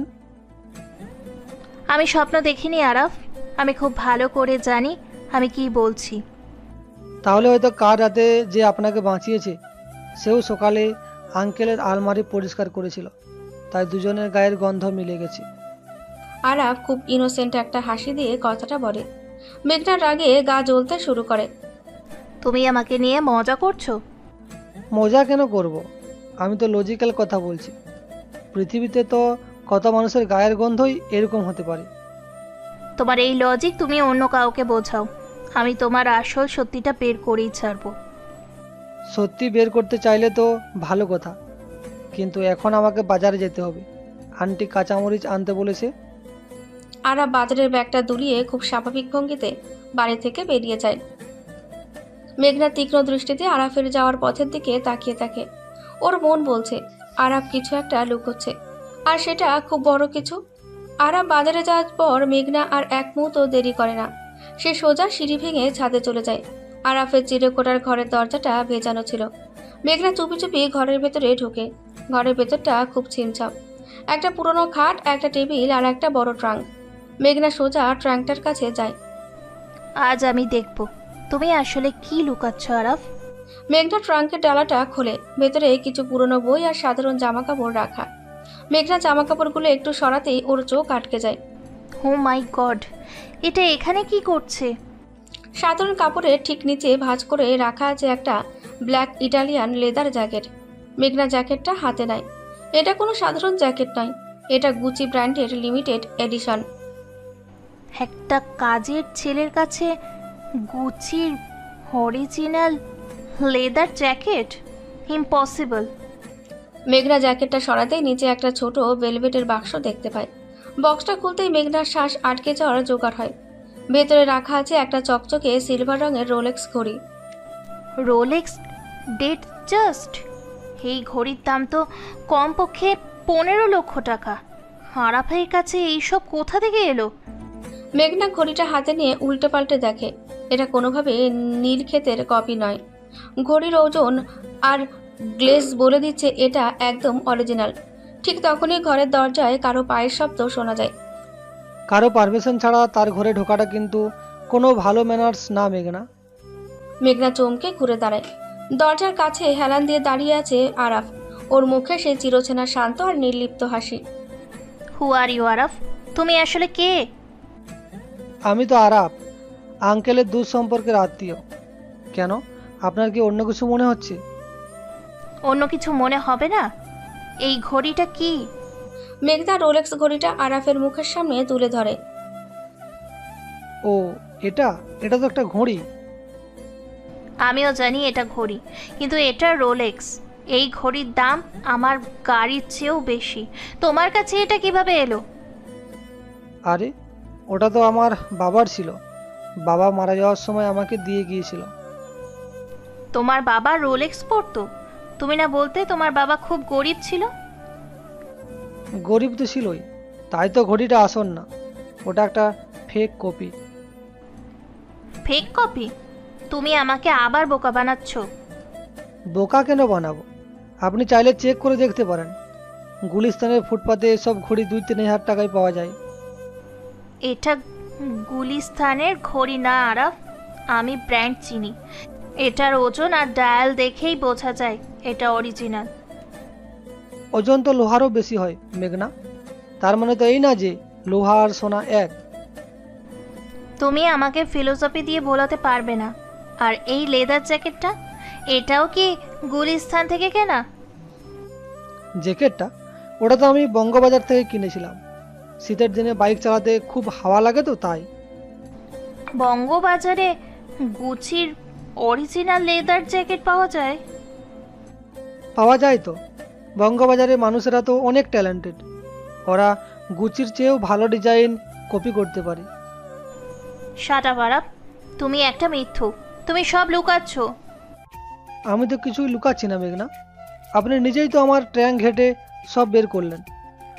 কাল রাতে ক্লাবে তুমিই ছিলে, তাই না? তুমিই আমাকে বাঁচিয়েছিলে। আমি তো আগেই বললাম আমি ঘরে ঘুমোচ্ছিলাম, আপনি বিশ্বাস না করলে আমি কি করতে পারি? আমি তোমার কোনো কথাই বিশ্বাস করি না। তুমি একটা রহস্যময় মানুষ। তোমার এই ইনোসেন্ট চেহারার পেছনে একটা ভয়ঙ্কর রূপ আছে। ভয়ঙ্কর রূপ? আমাকে দেখে কি আপনার ভয়ঙ্কর মনে হয়? মনে হয় না, কিন্তু তুমি তাই। তুমি ফাহিমকে ভয় দেখিয়েছো। তুমি লাখ টাকার ঘড়ি ট্যাঙ্কে লুকিয়ে রাখো, আবার এমপির বাড়িতে কাজের ছেলের মতো পড়ে আছো। তোমার উদ্দেশ্য কি আরাফ? আমার উদ্দেশ্য খুব সিম্পল মেঘনা, আমি শুধু আঙ্কেলকে হেল্প করতে চাই। হেল্প? তুমি আমার বাবাকে হেল্প করবে? তোমার নিজের তো কোনো আইডেন্টিটি নেই। আইডেন্টিটি তো মানুষের কাজের উপর নির্ভর করে মেঘনা, স্ট্যাটাসের উপর না। তোমার এই বড় বড় কথা আমি আর শুনতে চাই না। আমি বাবাকে গিয়ে এই ঘড়ি আর জ্যাকেট দেখাচ্ছি, বাবা বুঝবে তুমি আসলে কি।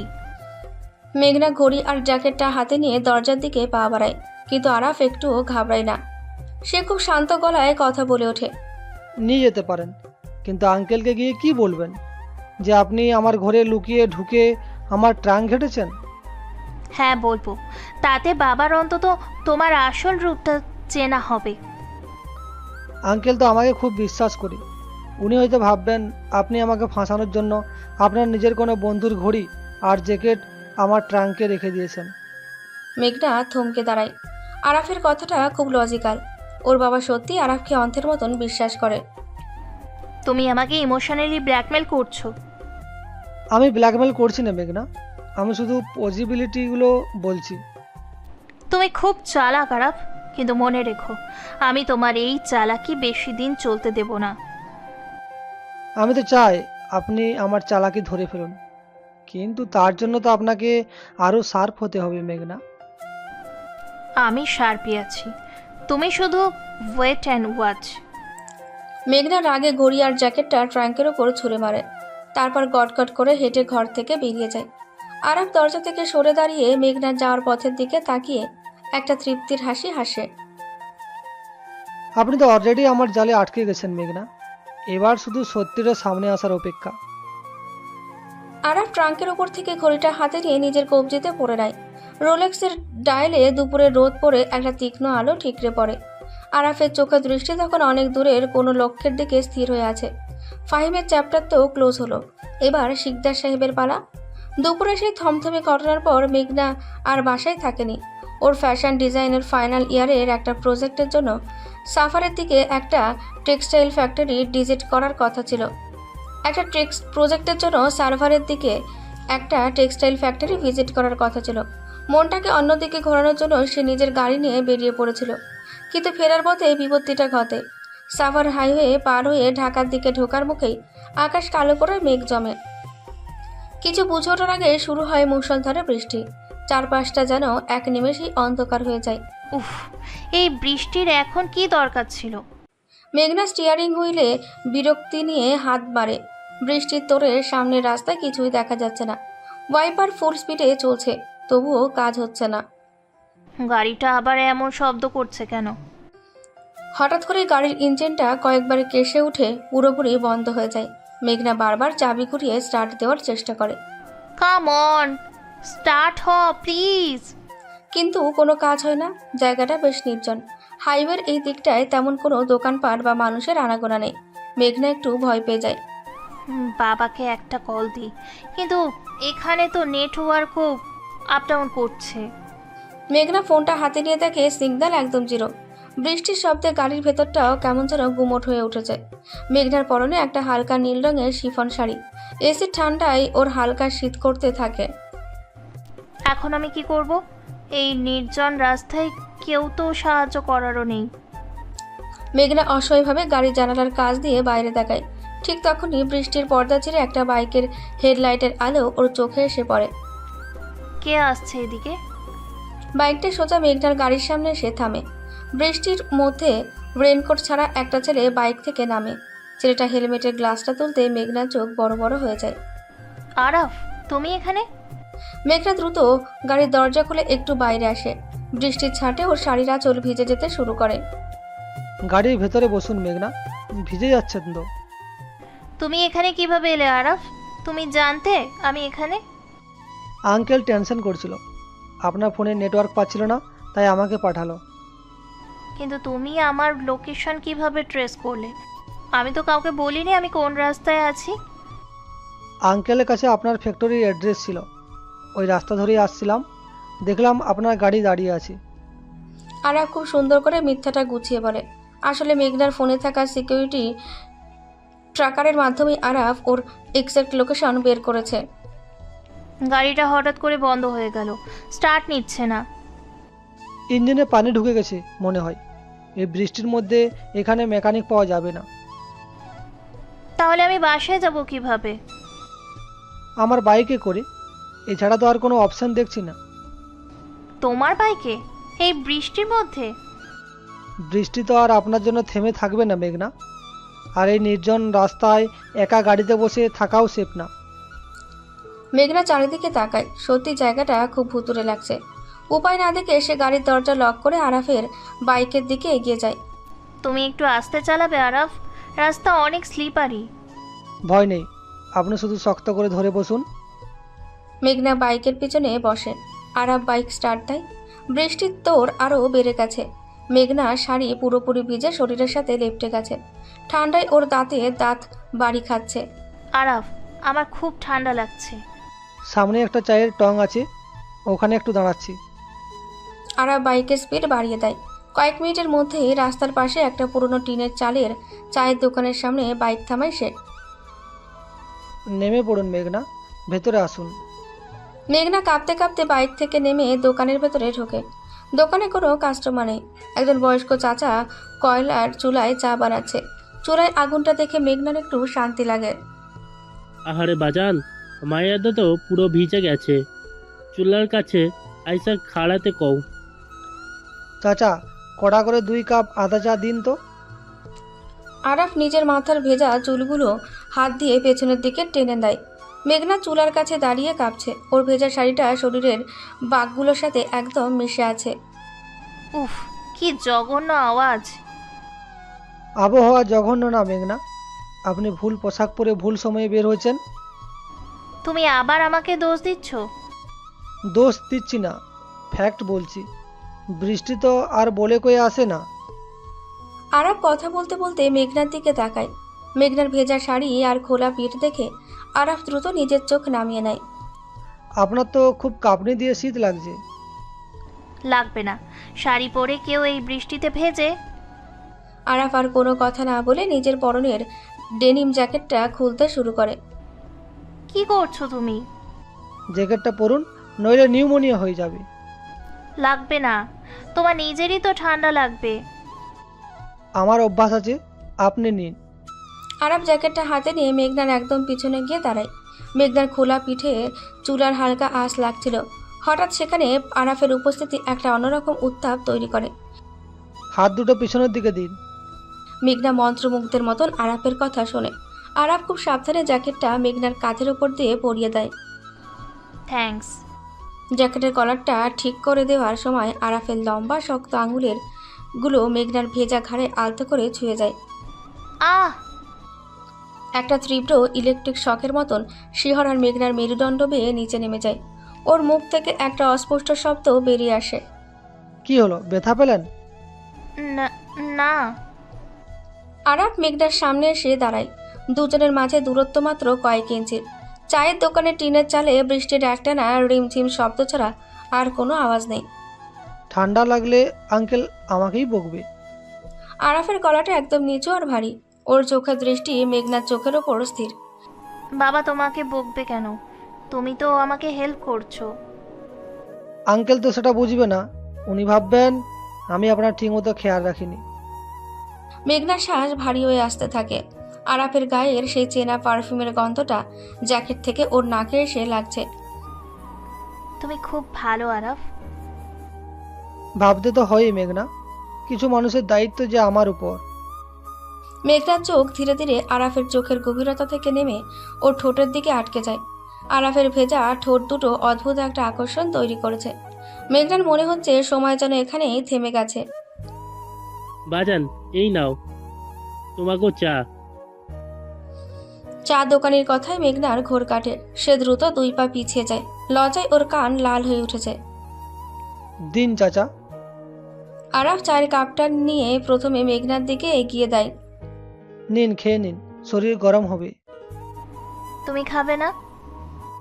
আপনি আগে খান, আমি চাচার কাছ থেকে নিচ্ছি।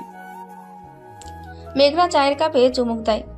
আদা আর কনডেন্সড মিল্কের কড়া স্বাদটা ওর শরীরে একটা অদ্ভুত ওম ছড়িয়ে দেয়। আরাফ নিজের চা নিয়ে একটু দূরে টুলের উপর বসে। মেঘনা আর চোখে আরাফকে দেখছে। এই ছেলেটার ভেতরে এমন কিছু একটা আছে যা মেঘনার সব ইগো, সব অহংকারকে ধীরে ধীরে গলিয়ে দিচ্ছে। বৃষ্টি থামতে থামতে প্রায় সন্ধ্যা হয়ে যায়। আরাফ মেঘনাকে নিয়ে যখন এমপির বাড়িতে পৌঁছায় তখন চারদিক বেশ অন্ধকার। রাতের খাবার টেবিলে মেঘনা খুব একটা কথা বলেনি। ওর মাথার ভেতর শুধু চায়ের দোকানে সেই মুহূর্তটা আর আরাফের আঙুলের স্পর্শটা ঘুরপাক খাচ্ছিল। মেঘনার চোখে ঘুম নেই। সে একটা বড় মগে ব্ল্যাক কফি বানিয়ে নিজের ঘরের সাথে লাগোয়া ব্যালকনিতে এসে দাঁড়ায়। রাতের ঢাকার আকাশটা বৃষ্টির পর একদম পরিষ্কার। ছেলেটা আসলে কি চায়? কেন ও আমাকে এত কনফিউজ করে দিচ্ছে? মেঘনা কফির মগে চুমুক দিয়ে আনমনে কথাগুলো বলছিল। হঠাৎ পাশের চিলেকোঠার ছাদ থেকে আরাফের গলা শোনা যায়। কনফিউশন তো মানুষের মনের ভিতর তৈরি হয় মেঘনা, আমি তো কিছুই চাই না।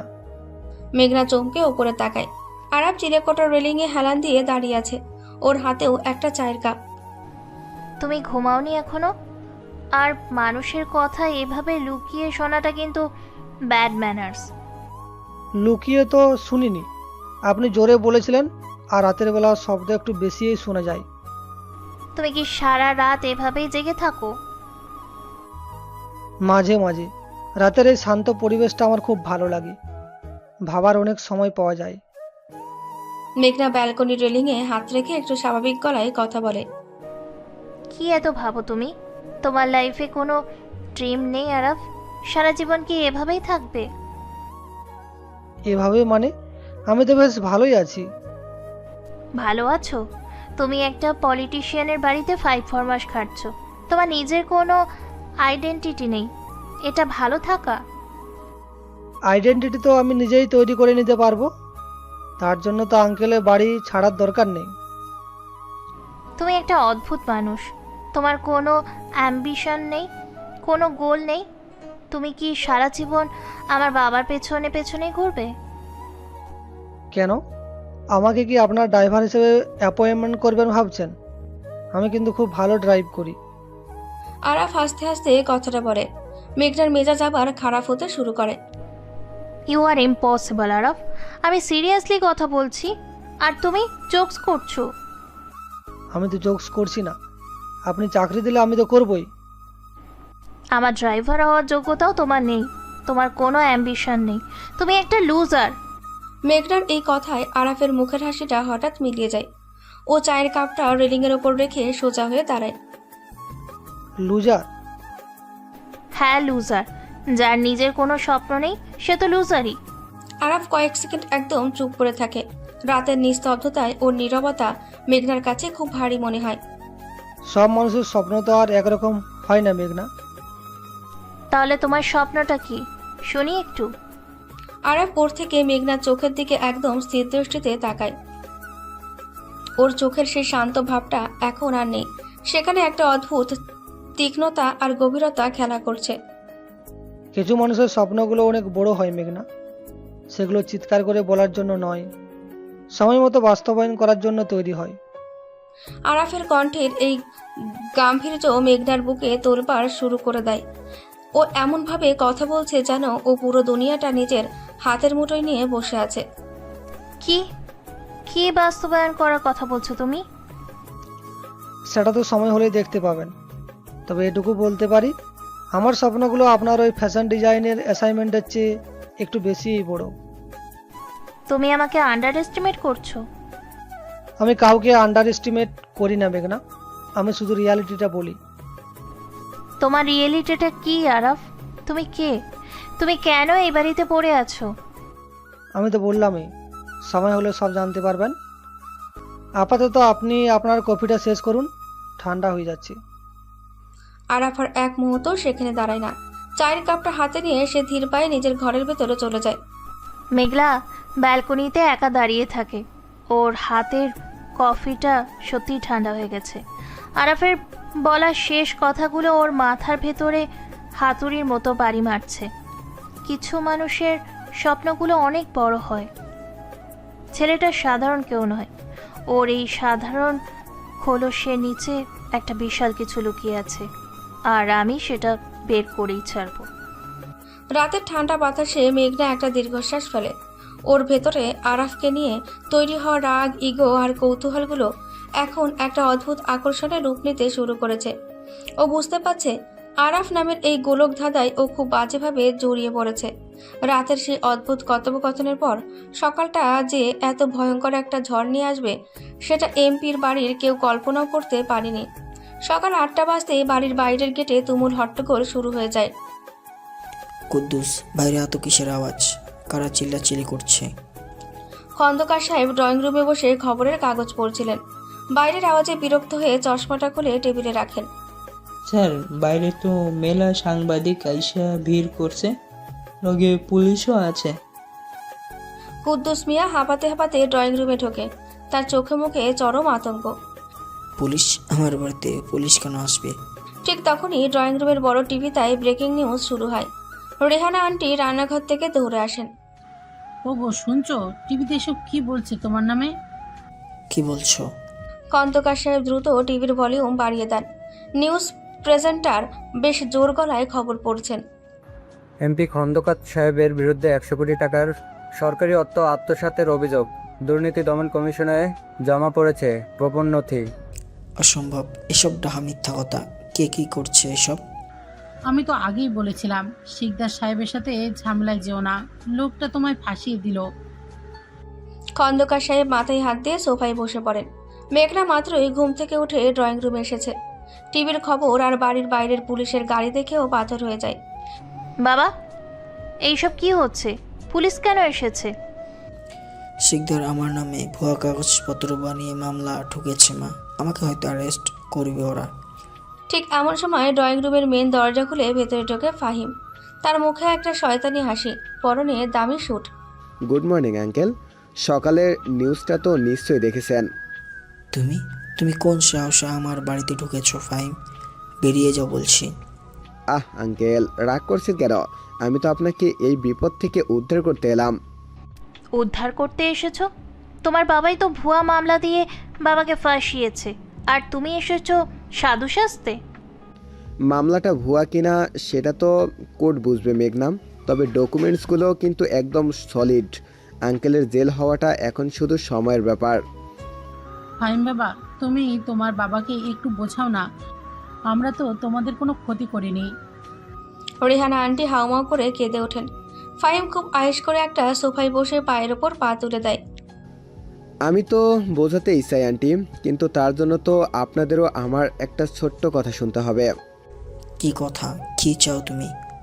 খুব সিম্পল আঙ্কেল, মেঘনাকে আমার সাথে বিয়ে দিন আজই।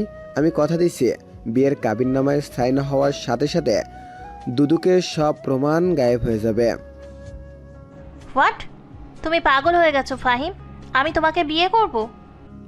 পাগল তো তুমি মেঘনাম, তোমার বাবার হাতে এখন হাত করা পড়বে আর তুমি এখনো ইগো নিয়ে বসে আছো। মেঘনা মা, তুই রাজি হয়ে যা। তোর বাবা এই বয়সে জেল হলে উনি তো বাঁচবে না রে মা। রেহানা আন্টি মেঘনার হাত ধরে কাঁদতে শুরু করেন। মেঘনার মনে হচ্ছে চারদিকের দেওয়ালগুলো যেন ওর ওপর ভেঙে পড়ছে। মা, তুমি বুঝতে পারছো না? ওরা আমাদের ব্ল্যাকমেল করছে। আমি এই জানোয়ারটাকে বিয়ে করতে পারবো না। জানোয়ার বলছো? আচ্ছা ঠিক আছে, পুলিশ তো বাইরেই দাঁড়িয়ে আছে, আমি বরং ওদের ভেতরে আসার পারমিশনটা দিয়ে দেই। ফাহিম, তুমি আমার মেয়ের অসহায়ত্বের সুযোগ নিচ্ছ। আমি জেলে যাব, তবু মেঘনাকে তোমার হাতে তুলে দেব না। খন্দকার সাহেবের গলা কাঁপছে। মেঘনা অসহায়ভাবে চারিদিকে তাকায়। হঠাৎ ওর চোখ যায় সিঁড়ির দিকে। সিঁড়ির মাঝখানে ধাপে দাঁড়িয়ে আছে আরাফ, পরনে সেই সাধারণ টি শার্ট, কিন্তু ওর চোখে মুখে কোনো আতঙ্ক নেই। একদম শান্ত স্থির দৃষ্টিতে সে মেঘনার দিকে তাকিয়ে আছে। মেঘনার চোখ দিয়ে টপ টপ করে পানি পড়ছে। আরাফ কোনো কথাই বলে না, শুধু খুব ধীরে সুস্থে একবার চোখ বন্ধ করে আবার খুলে একটা ছোট্ট সাই, যার মানে আমি আছি, ভয় পাবেন না। বাবা, তুমি টেনশন করো না, সত্যির জয় হবেই। ফাহিম, তুমি যা পারো করো। খুব ভালো, তাহলে আঙ্কেল জেলের ভাত খাওয়ার জন্য রেডি হয়ে যান। ফাহিম রাগে গজগজ করতে করতে ড্রয়িং রুম থেকে বেরিয়ে যায়। আরাফ সিঁড়ি থেকে নিঃশব্দে ঘুরে নিজের চিলেকোঠার ঘরের দিকে পা বাড়ায়। ওর চোখের সেই শান্ত ভাবটা এখন এক ভয়ঙ্কর জেদে পরিণত হয়েছে। দুপুর 12টা। এমপির বাড়ির পরিবেশ তখনও থমথমে। পুলিশ বাড়ির বাইরে পজিশন নিয়ে আছে, যে কোনো সময় ভেতরে ঢুকবে। আরাফ নিজের ঘরের দরজা ভেতর থেকে লক করে দেয়। সাজিদ, লাইনে আসিস? আরাফ ল্যাপটপ অন করে কানে ইয়ারপিস লাগায়। ওর আঙুলগুলো কিবোর্ডের ওপর ঝড়ের বেগে চলতে শুরু করে। আসি ভাই, টিভিতে তো এমপি সাহেবের নিউজ দেখছি, অবস্থা তো খুব খারাপ। অবস্থা খারাপ না সাজিদ, অবস্থা এখন বদলাবে। It's time. টাইম মানে তুই কি ফাইনাল মুভ নিবি এখন? হ্যাঁ, অ্যাক্টিভেট প্রোটোকল 0। এয়ারপিসের ওপাশে সাজিদ কয়েক সেকেন্ডের জন্য একদম চুপ হয়ে যায়। প্রোটোকল 0 মানে অ্যাপেক্স ইনোভেশনের সবচেয়ে ধ্বংসাত্মক সাইবার ও ফিনান্সিয়াল অ্যাটাক। তুই শিওর আরাফ? এটা করলে কিন্তু শিকদার গ্রুপের কিছুই আর অবশিষ্ট থাকবে না। আমি সেটাই চাই। সিকদার গ্রুপের সবগুলো মেন ব্যাংক অ্যাকাউন্ট এই মুহূর্তে ফ্রিজ করো।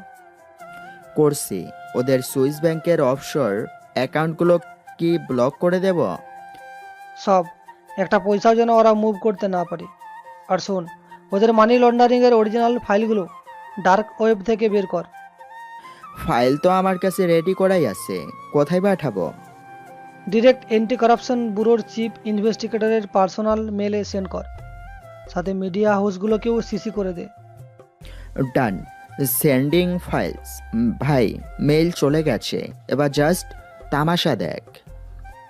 তামাশা তো মাত্র শুরু হলো। আজ সাজিদ, সিকদার সাহেবকে বুঝিয়ে দে, অন্যের বাড়িতে আগুন লাগানোর আগে নিজের ঘরে খবর রাখতে হয়।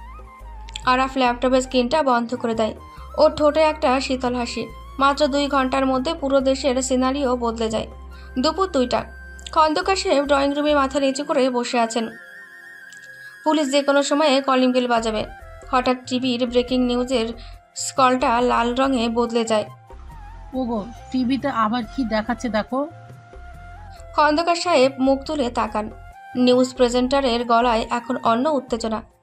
ব্রেকিং নিউজ, দেশের অন্যতম শীর্ষ ব্যবসায়ী প্রতিষ্ঠান শিকদার গ্রুপের শেয়ার বাজারে ভয়াবহ ধস। মাত্র 2 ঘন্টায় দেউলিয়া হওয়ার পথে কোম্পানিটি। অন্যদিকে শিকদার সাহেবের বিরুদ্ধে হাজার কোটি টাকার মানি লন্ডারিংয়ের অকাট্য প্রমাণ হাতে পেয়েছে দুদক। এসব কি দেখছি আমি? শিকদারের কোম্পানি ক্র্যাশ করলো কিভাবে? ঠিক তখনই খন্দকার সাহেবের ফোনটা বেজে ওঠে। স্ক্রিনে অ্যান্টি করাপশন ব্যুরোর চিফের নাম্বার। তিনি কাঁপা কাঁপা হাতে ফোনটা ধরেন। হ্যালো খন্দকার সাহেব, কংগ্রেচুলেশনস, আপনার বিরুদ্ধে আনা সব অভিযোগ ভুয়া প্রমাণিত হয়েছে। ভুয়া? কিন্তু আপনার তো আমাকে অ্যারেস্ট করতে পুলিশ পাঠিয়েছেন। পুলিশ আপনাকে অ্যারেস্ট করতে যায়নি, পুলিশ গেছে শিকদার সাহেবকে অ্যারেস্ট করতে।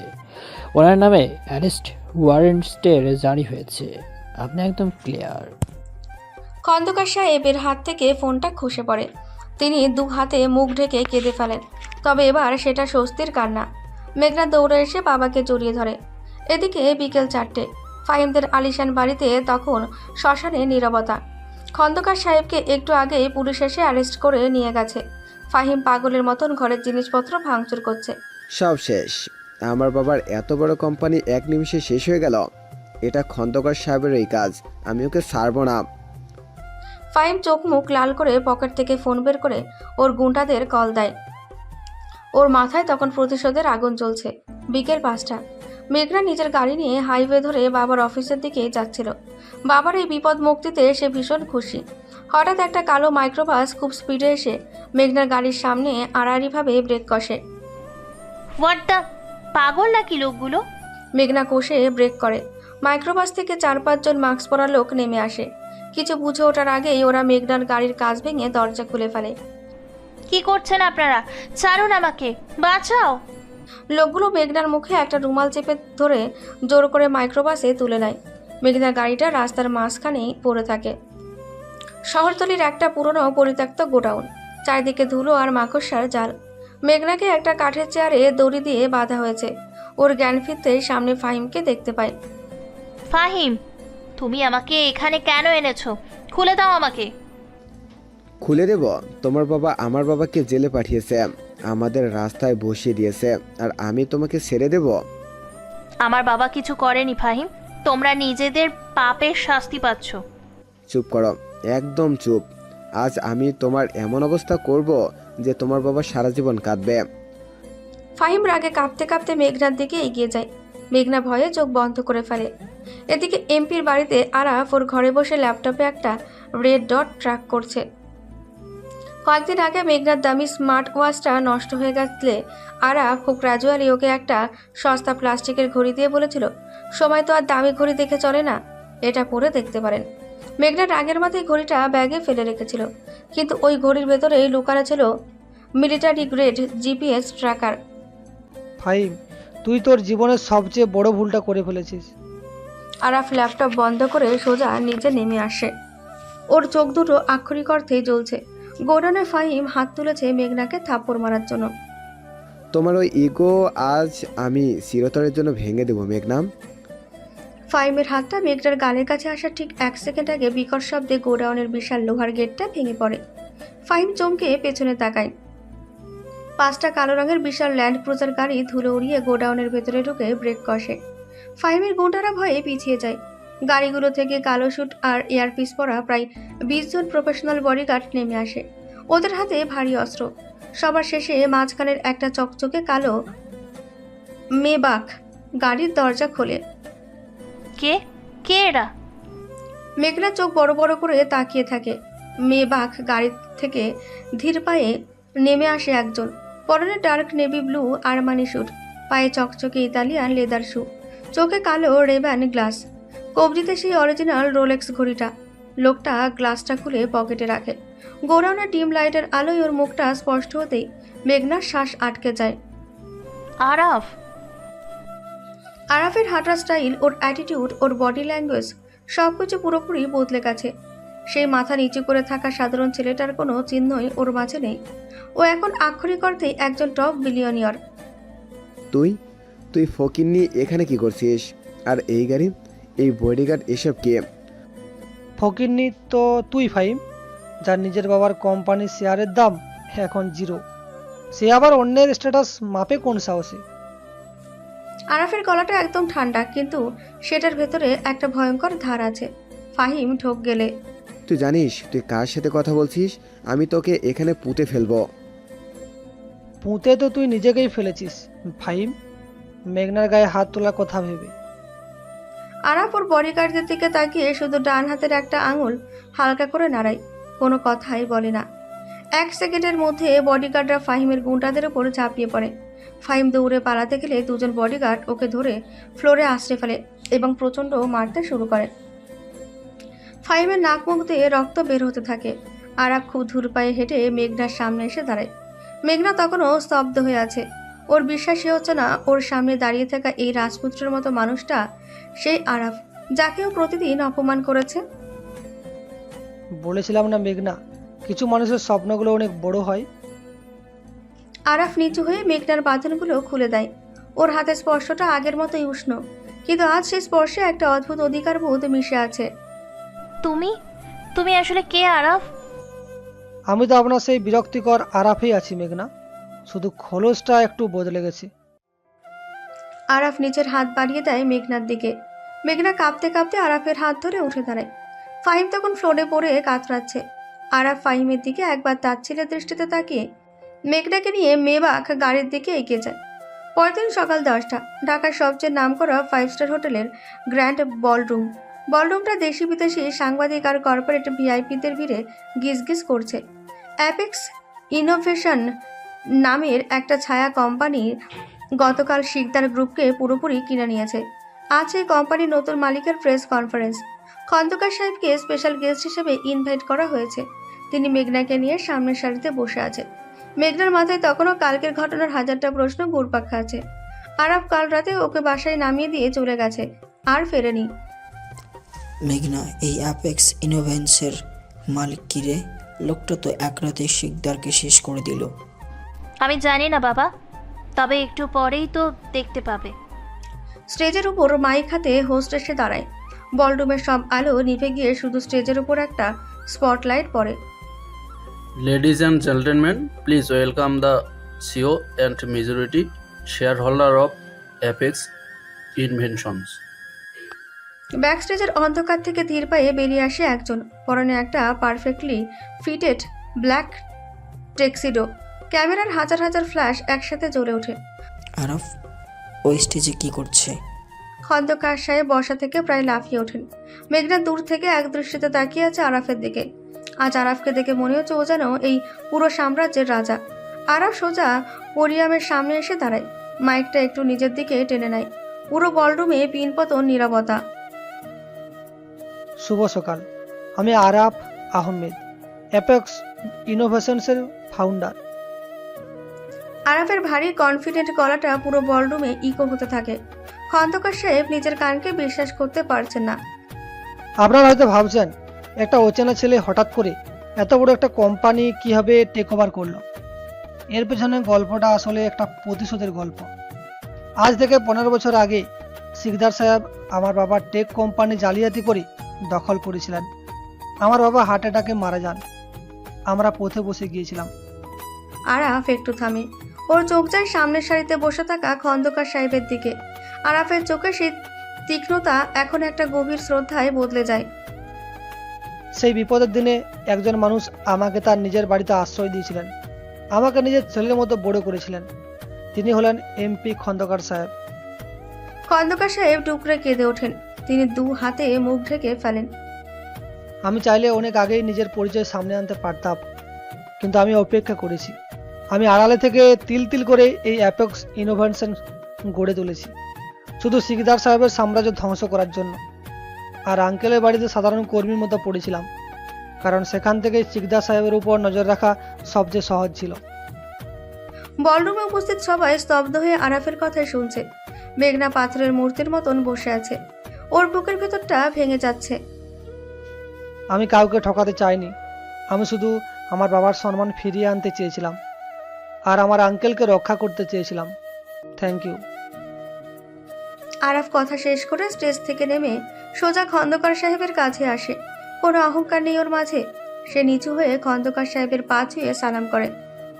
আরাফ, তুই এত বড় একটা কাজ করলি আর আমাকে একবারও বুঝতে দিলি না। বুঝতে দিলে তো আপনি আমাকে ওই চিলেকোঠায় থাকতে দিতেন না আঙ্কেল। আমাকে তো এই দিনটার জন্যই তৈরি হতে হচ্ছিল। আরাফ হাসি মুখে খন্দকার সাহেবকে জড়িয়ে ধরে। মেঘনা একটু দূরে দাঁড়িয়ে আছে। আরাফ মেঘনার দিকে তাকায়, কিন্তু মেঘনা চোখ নামিয়ে নেয়। মেঘনার ভেতরটা একটা অদ্ভুত অভিমানে দুমড়ে মুচড়ে যাচ্ছে। যে ছেলেটাকেও প্রতিদিন কাজের ছেলে ভেবে অপমান করেছে, নিজের ইগো দেখিয়েছে, সে ছেলেটা আসলে এত বড় মাপের একজন মানুষ। লজ্জায়, গিল্টে আর অভিমানে মেঘনার চোখে পানি চলে আসে। সে আর এক মুহূর্ত সেখানে দাঁড়াতে পারে না। বলরুমের ভিড় ঠেলে সে দ্রুত বাইরের দিকে ছুটে যায়। আরাফ মেঘনার যাওয়ার পথের দিকে তাকিয়ে থাকে। ওর চোখের দৃষ্টিতে একটা চাপা কষ্ট ফুটে ওঠে। খোলসটাও ভেঙেছে, কিন্তু এবার ইগোর দেওয়াল ভাঙার পালা। হোটেলে সেই জমকালো প্রেস কনফারেন্সের পর সারাদিন কেটে গেছে। রাতে ঢাকা শহরে এখন তুমুল বৃষ্টি নামছে। এমপির বাড়ি চিলেকোঠার ঘরটায় আরাফ নিজের পুরনো জিনিসপত্রগুলো একটা ব্যাগে গোছাচ্ছে। আজ রাতে সে নিজের পেন্ট হাউসে শিফট করবেন। সব কিছু গুছিয়ে নিচ্ছ? একেবারে চলে যাবে? দরজার কাছে মেঘনার গলা শুনে আরাফ থমকে দাঁড়ায়। মেঘনা ধীর পায়ে ঘরের ভেতরে ঢোকে। ওর চোখ দুটো বেশ ফোলা, বোঝা যাচ্ছে সারাদিন অনেক কেঁদেছে। যেতে তো হবেই মেঘনা, এই ঘরটার তো আর আমাকে দরকার নেই। কিন্তু আমার যে খুব দরকার আছে আরাফ। তুমি চলে গেলে আমার কি হবে? আরাফ হাতের ব্যাগটা টেবিলে রেখে মেঘনার দিকে ঘুরে দাঁড়ায়। মেঘনার চোখে আজ আর কোনো ইগো বা অহংকার নেই, সেখানে শুধু এক বুক মুগ্ধতা আর ভালোবাসা। আপনার আবার আমাকে কি দরকার? আমি তো এখন আর আঙ্কেলের 5-4 মাস খাটার জন্য নেই। আমি সারাদিন শুধু ভেবেছি আরাফ, তুমি আমার বাবার সম্মান বাঁচিয়েছো, আমাকে ওই জানোয়ারটার হাত থেকে বাঁচিয়েছো। আমি তোমার পরিচয় লুকোনো নিয়ে একটুও রাগ করিনি। আমি শুধু নিজের বোকামির জন্য লজ্জিত। আমি তোমার মতো একটা বিশাল মানুষের সাথে দিনের পর দিন এত খারাপ ব্যবহার কিভাবে করলাম? লজ্জিত হওয়ার তো কোনো কিছুই নেই মেঘনা। আপনি তো আসল সত্যিটা জানতেন না, আর আমি তো আপনার খারাপ ব্যবহারগুলো গায়েই মাখিনি। কিন্তু আমার নিজের ওপরই এখন ঘেন্না হচ্ছে। তুমি এত বড় বিলিয়নিয়ারের হয়েও আমার এত অপমান কিভাবে সহ্য করলে? তুমি চাইলেই তো আজ আমাকে সবার সামনে ছোট করতে পারতে। কাউকে ছোট করে তো নিজে বড় হওয়া যায় না মেঘনা। আর আমি তো প্রথম দিন থেকে জানতাম এই অহংকারী খোলসটার নিচে একটা খুব নরম মনের মেঘনা লুকিয়ে আছে। আমি তো শুধু সেই মেঘনাটারই অপেক্ষা করছিলাম। তুমি এত ভালো কেন আরাফ? আমি তো তোমার পাশে দাঁড়ানোর যোগ্যই না। যোগ্যতা তো স্ট্যাটাস বা টাকা দিয়ে মাপা যায় না মেঘনা, মাপা যায় মন দিয়ে। আর আমার ওই চিলেকোঠার জীবনটা তো শুধু আপনার ওই মিষ্টি ঝগড়াগুলোর জন্যই এত সুন্দর ছিল। মেঘনার চোখ দিয়ে আবার টপ টপ করে পানি পড়তে থাকে। সে আর নিজেকে ধরে রাখতে পারে না। 2 পা এগিয়ে গিয়ে শক্ত করে আরাফকে জড়িয়ে ধরে। আমাকে ক্ষমা করে দাও আরাফ। আমি তোমার ওই পুরনো বাইকের পেছনের সিটটা আবার ফেরত চাই। আমি তোমার সাথে সারা জীবন থাকতে চাই। পুরনো বাইক তো আর নেই মেঘনা, তবে মেবাক গাড়ির সামনে সিটটা একদম ফাঁকা পড়ে আছে। আপনি চাইলে আজই দখল নিতে পারেন। আরাফ খুব আলতো করে মেঘনার মাথায় হাত বুলিয়ে দেয়। মেঘনা আরাফের বুকে মুখ লুকিয়ে ফুপিয়ে কাঁদতে থাকে। তবে এই কান্নাটা আজ কোনো কষ্টের নয়, একদম স্বস্তির। কিছুক্ষণ পর রাতের ফাঁকা হাইওয়ে ধরে আরাফের কালো মেবাক গাড়িটা ছুটে চলছে। বাইরে তখনও রিমঝিম বৃষ্টি। গাড়ির ভেতরে FM এ খুব হালকা ভলিউমে পুরোনো দিনের একটা রবীন্দ্রসঙ্গীত বাজছে। স্টিয়ারিংয়ে আরাফের হাত, আর মেঘনা ওর কাঁধে মাথা রেখে শান্ত হয়ে বসে আছে। আমরা কোথায় যাচ্ছি আরাফ? যেখানে আমাদের প্রথমবার একসাথে বৃষ্টিতে ভিজতে হয়েছিল। গাড়ি গিয়ে থামে হাইওয়ের ধারে সেই পুরনো টিনের চালে চায়ের দোকানটার সামনে। আজ দোকানটা বন্ধ, চারিদিক একদম নির্জন। আরাফ গাড়ি থেকে নেমে একটা বড় কালো ছাতা খোলে। মেঘনাও গাড়ি থেকে বেরিয়ে এসে ছাতার নিচে আরাফের খুব কাছাকাছি দাঁড়ায়। বৃষ্টির ছাট এসে ওদের গায়ে লাগছে। আজ তো আর জ্যাকেট দেওয়ার দরকার নেই, আজ তো আপনি শাড়ি পরেননি। জ্যাকেট লাগবে না, তুমি তো আছো। মেঘনা 2 হাত দিয়ে আরাফের কলার চেপে ধরে ওকে নিজের দিকে টেনে নেয়। মেঘনার ভেজা ঠোঁট দুটো হালকা কাঁপছে। আপনি কিন্তু খুব বেশি কাছে চলে আসছেন মেঘনা। কাছে আসার জন্যই তো এতগুলো দিন অপেক্ষা করালে। এবার আর কোনো দূরত্ব আমি মানব না। আরাফ ছাতাটা একটু নিচের দিকে নামিয়ে আনে। বাইরের পুরো দুনিয়া থেকে ওদের দুজনকে আড়াল করে নেয়। মেঘনার চোখের দিকে এক মুহূর্ত তাকিয়ে থেকে আরাফ খুব গভীরভাবে মেঘনার ঠোঁটে নিজের ঠোঁট ডুবিয়ে দেয়। মেঘনার 2 হাত আরাফের ঘাড় পেঁচিয়ে ধরে। বৃষ্টির একটানা শব্দ, ভেজা মাটির গন্ধ, আর দুজনের তীব্র গভীর আলিঙ্গনে মিশে যায় অতীত বর্তমান। সব অহংকার, মান অভিমান আর ছদ্মবেশের দেওয়াল ভেঙে আজ একটা নিখুঁত ভালোবাসার গল্প পূর্ণতা পায়।